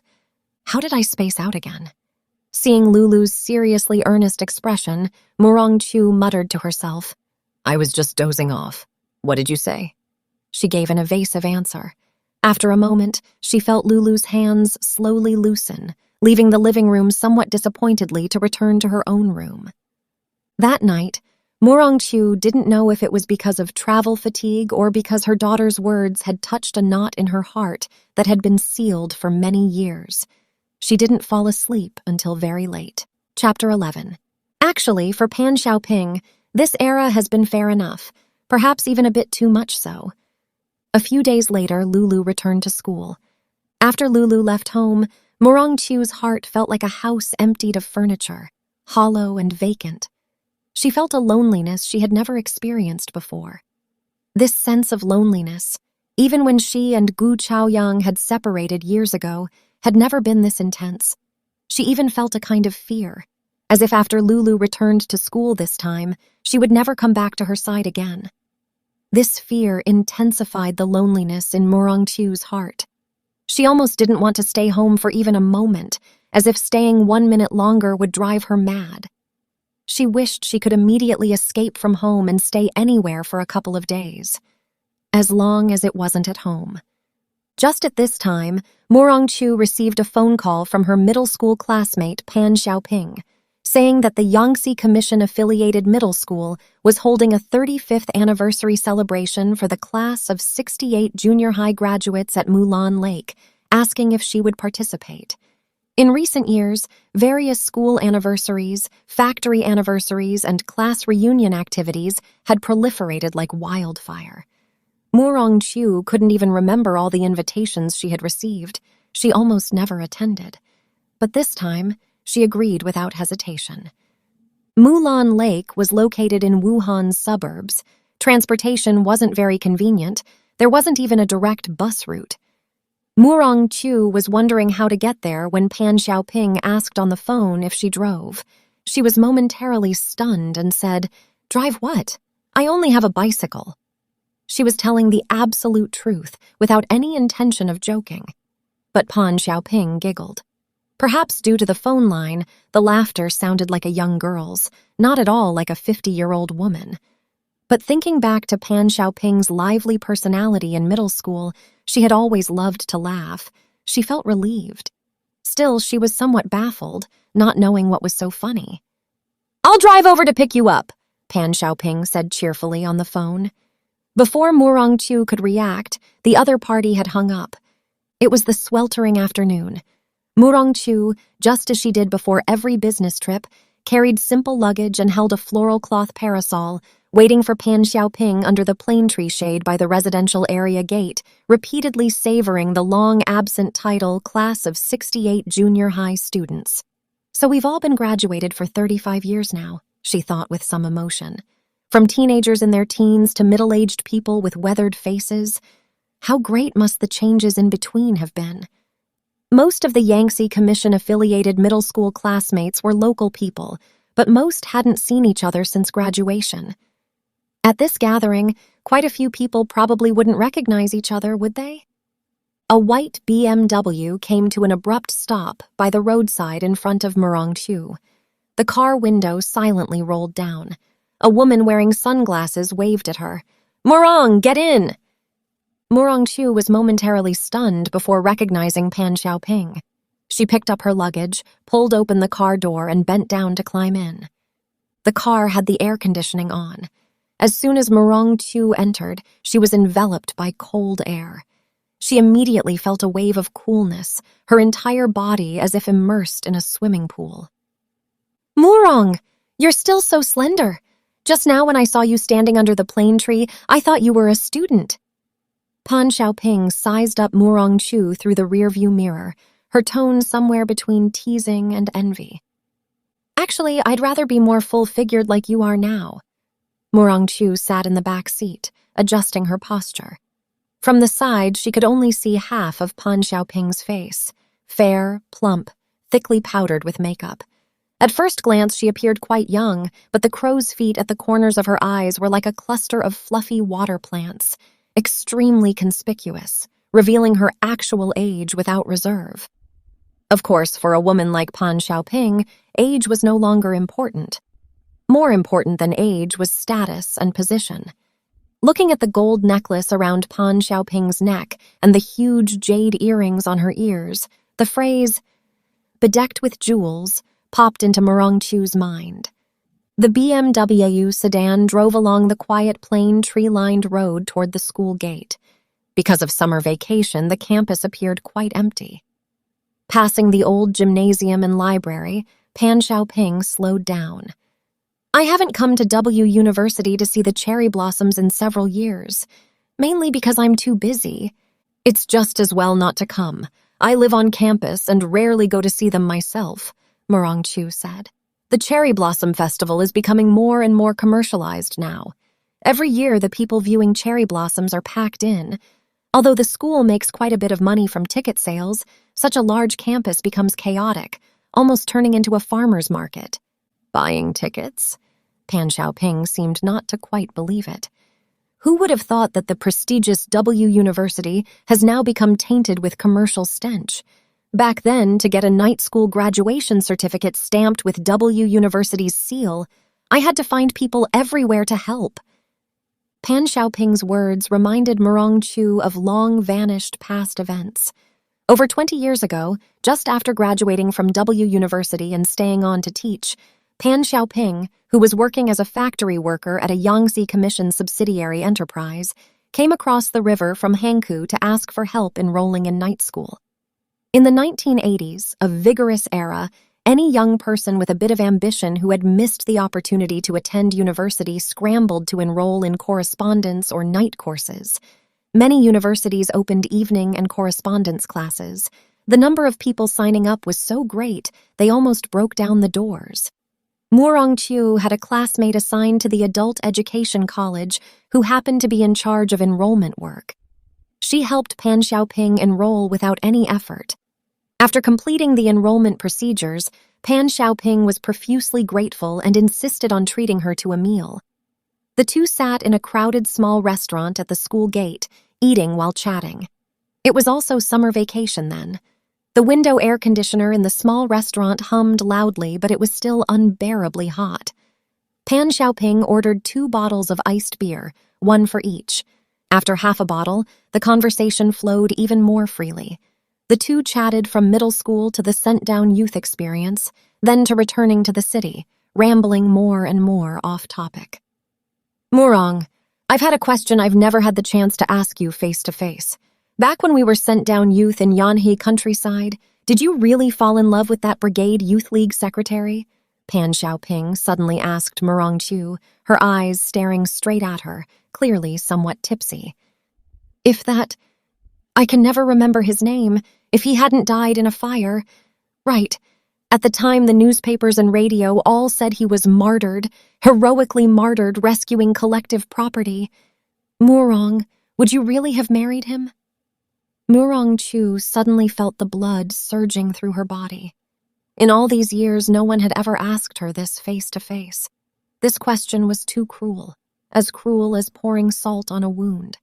But she also felt unable to evade it. In fact, she herself had often faced this question. Whenever late at night and alone, this question would emerge like a ghost. Would you?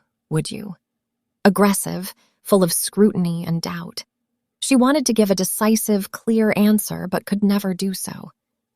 Maybe, but... She suffered torment in vague, ambiguous words, bewildered and uneasy, as if she had done something guilty. But at this moment, facing her former sent-down youth companion and classmate, Murong Chu became calm. At the time, I definitely would have. But if it were now, not necessarily. Her answer sounded resolute and decisive, but there was still a logical gap she couldn't explain. If it were now, would we run to that God-forsaken place to suffer? Pan Xiaoping retorted sharply. Murong Chu felt at a loss for words. Fortunately, she turned to another topic. Murong, actually, we should all thank this era. Otherwise, you and I might well have stayed in the countryside our whole lives. You couldn't possibly have gone to university, become a university teacher, and most importantly, you didn't marry that Jin Xunhua. That's how the newspapers promoted it at the time, right? Instead, you married Gu Chaoyang. Murong Chu noticed that when Pan Xiaoping said the name Gu Chaoyang, her face showed an expression of envy. She suddenly remembered Gu Chaoyang telling her once that when they were sent down youth in Yanhe, Pan Xiaoping had secretly pursued him. Every time he returned from Wuhan, she would give him a big pile of snacks. Pan Xiaoping's father was the General Affairs Director of the Yangtze Commission and could always get some food items unavailable on the market. But Murong Chu hadn't paid attention and didn't believe it. She always felt this was a lie Gu Chaoyang made up to increase his own bargaining chips. But now she believed it might be true. After all, at that time she and Pan Xiaoping and Gu Chaoyang weren't sent down to the same brigade. Pan Xiaoping and he received special care. Before long, they were transferred to work in Heku, and the two had more opportunities to be together than she did. However, this era is still unfair. Pan Xiaoping's round face flushed with beer red, like a layer of rouge had been applied. Why should you get to teach at a prestigious university, Gu Chaoyang work as a cadre in the provincial government office, and I fucking can only be a worker in a small, broken factory, and to get a lousy night school certificate I have to ask people to pull strings? Pan Xiaoping's voice was shrill and grating, causing several college student-looking young people at the adjacent table to turn and stare at them. Murong Chu's face also reddened. Not from drinking, but as if she herself had said something inappropriate. She remembered that at the mobilization rally for going up to the mountains and down to the countryside after high school graduation, Pan Xiaoping, representing all the female classmates, gave a speech raising her fist and passionately vowing to take root in the countryside and carry out revolution for life. This association made her heart somewhat uneasy. She didn't want to be harsh on Pan Xiaoping. Rather than being harsh on any individual, it would be better to be harsh on the era. But every era has its own logic. When the train of an era suddenly changes direction, individuals as parts on that train are really too insignificant. Actually, for Pan Xiaoping, this era has been fair enough, perhaps even a bit too much so, Murong Chu thought. When she first went to Yanhe as a sent-down youth, in less than a year, relying on her father's connections, she was recruited back to Wuhan as a worker. At that time, how many sent-down youth companions envied her? However, Murong Chu didn't say this out loud. At that time, she had just married Gu Chaoyang. As a woman, she understood Pan Xiaoping's envy of her. In most women's eyes, Gu Chaoyang was indeed an excellent man. Moreover, Pan Xiaoping had pursued him back then. Before long, the BMW drove onto the second Yangtze River Bridge. This was a bridge that had only recently been completed. It was Murong Chu's first time crossing it. Although she was inside a car, she still felt the magnificent momentum of this cable-stayed bridge, reportedly the longest span in Asia. Pan Xiaoping turned on the car stereo. A familiar tune floated into Murong Chu's ears. The sun rises over the grassland. This was one of their favorite songs back in the day. When they were sent down youth in the countryside, it was a featured number at every cultural performance. Time flew by. Over the years, how many new popular songs had emerged, yet despite the great differences in personality and worldview among them, they all, without exception, still loved these old songs. Xiaoping, please turn up the volume. Murong Chu, who had been leaning back, unconsciously sat up straight and said quietly. Pan Xiaoping adjusted the stereo, then picked up a piece of chewing gum from beside the driver's seat and indicated to Murong Chu. Want one? Sugar-free. Murong Chu seemed completely immersed in that familiar melody, eyes slightly closed, shaking her head. Pan Xiaoping then skillfully peeled off the wrapper with one hand and elegantly put the gum in her mouth. Murong Chu felt that Pan Xiaoping's every smile, every gesture revealed an indescribable sense of superiority. Indeed, she was no longer that factory worker girl who had returned from the countryside years ago. In recent years, the Yangtze electromechanical factory where Pan Xiaoping worked had separated from the Yangtze Commission and merged with several enterprises to form Xinghan Group. Pan Xiaoping had also risen step by step from an ordinary union cadre to deputy general manager. 2 years ago, she climbed to the position of group general manager and deputy board chairman. The current Pan Xiaoping had thousands of employees under her command and had received titles such as Provincial March 8th Red Banner Bearer and Municipal Top 10 Female Entrepreneurs. Regarding Pan Xiaoping's success story, Murong Chu actually had little interest. But Pan Xiaoping herself seemed to regard her as a confidant. Whenever she had a chance, she would prattle on endlessly to her, business matters and private affairs, pouring everything into her ears whether she wanted to hear it or not. For a period, Pan Xiaoping frequently invited her to attend high-end dinner parties. Those attending were either political VIPs or business moguls. Each meal cost several thousand or tens of thousands of yuan. Although Murong Chu had never liked socializing, she couldn't very well refuse Pan Xiaoping's face, but after attending once, she never went again. Later, Pan Xiaoping invited her to a beauty and fitness club. Not the kind of street-level beauty salon, but a members-only club custom-designed for people with Pan Xiaoping's status. A single membership card cost tens of thousands of yuan. If she hadn't seen it with her own eyes, Murong Chu would hardly have believed that such a luxuriously extravagant place existed in Wuhan. The interior decoration and service could probably only be found in palaces. Previously, Murong Chu had only read in books about how ancient royalty and nobility bathed in milk. That time, she and Pan Xiaoping witnessed an authentic milk bath, but she couldn't experience at all what Pan Xiaoping claimed was that so-called ultimate pleasure. On the contrary, she felt intense discomfort. This psychological discomfort brought a physiological reaction. She vomited terribly, as if her entire body had been hollowed out. When leaving the club and Pan Xiaoping was driving Murong Chu home, she asked how she felt. "If you want, I'll get you a membership card too." Murong Chu quickly shook her head. Pan Xiaoping heard something unusual in her voice and saw through the rearview mirror that her face was very pale. She asked what was wrong. Murong Chu closed her eyes and answered irrelevantly, "When I was little, being able to drink milk was such a happy thing." After hearing this, Pan Xiaoping didn't speak for a long time. After that, Murong Chu never again went with Pan Xiaoping to such clubs, and Pan Xiaoping never invited her again.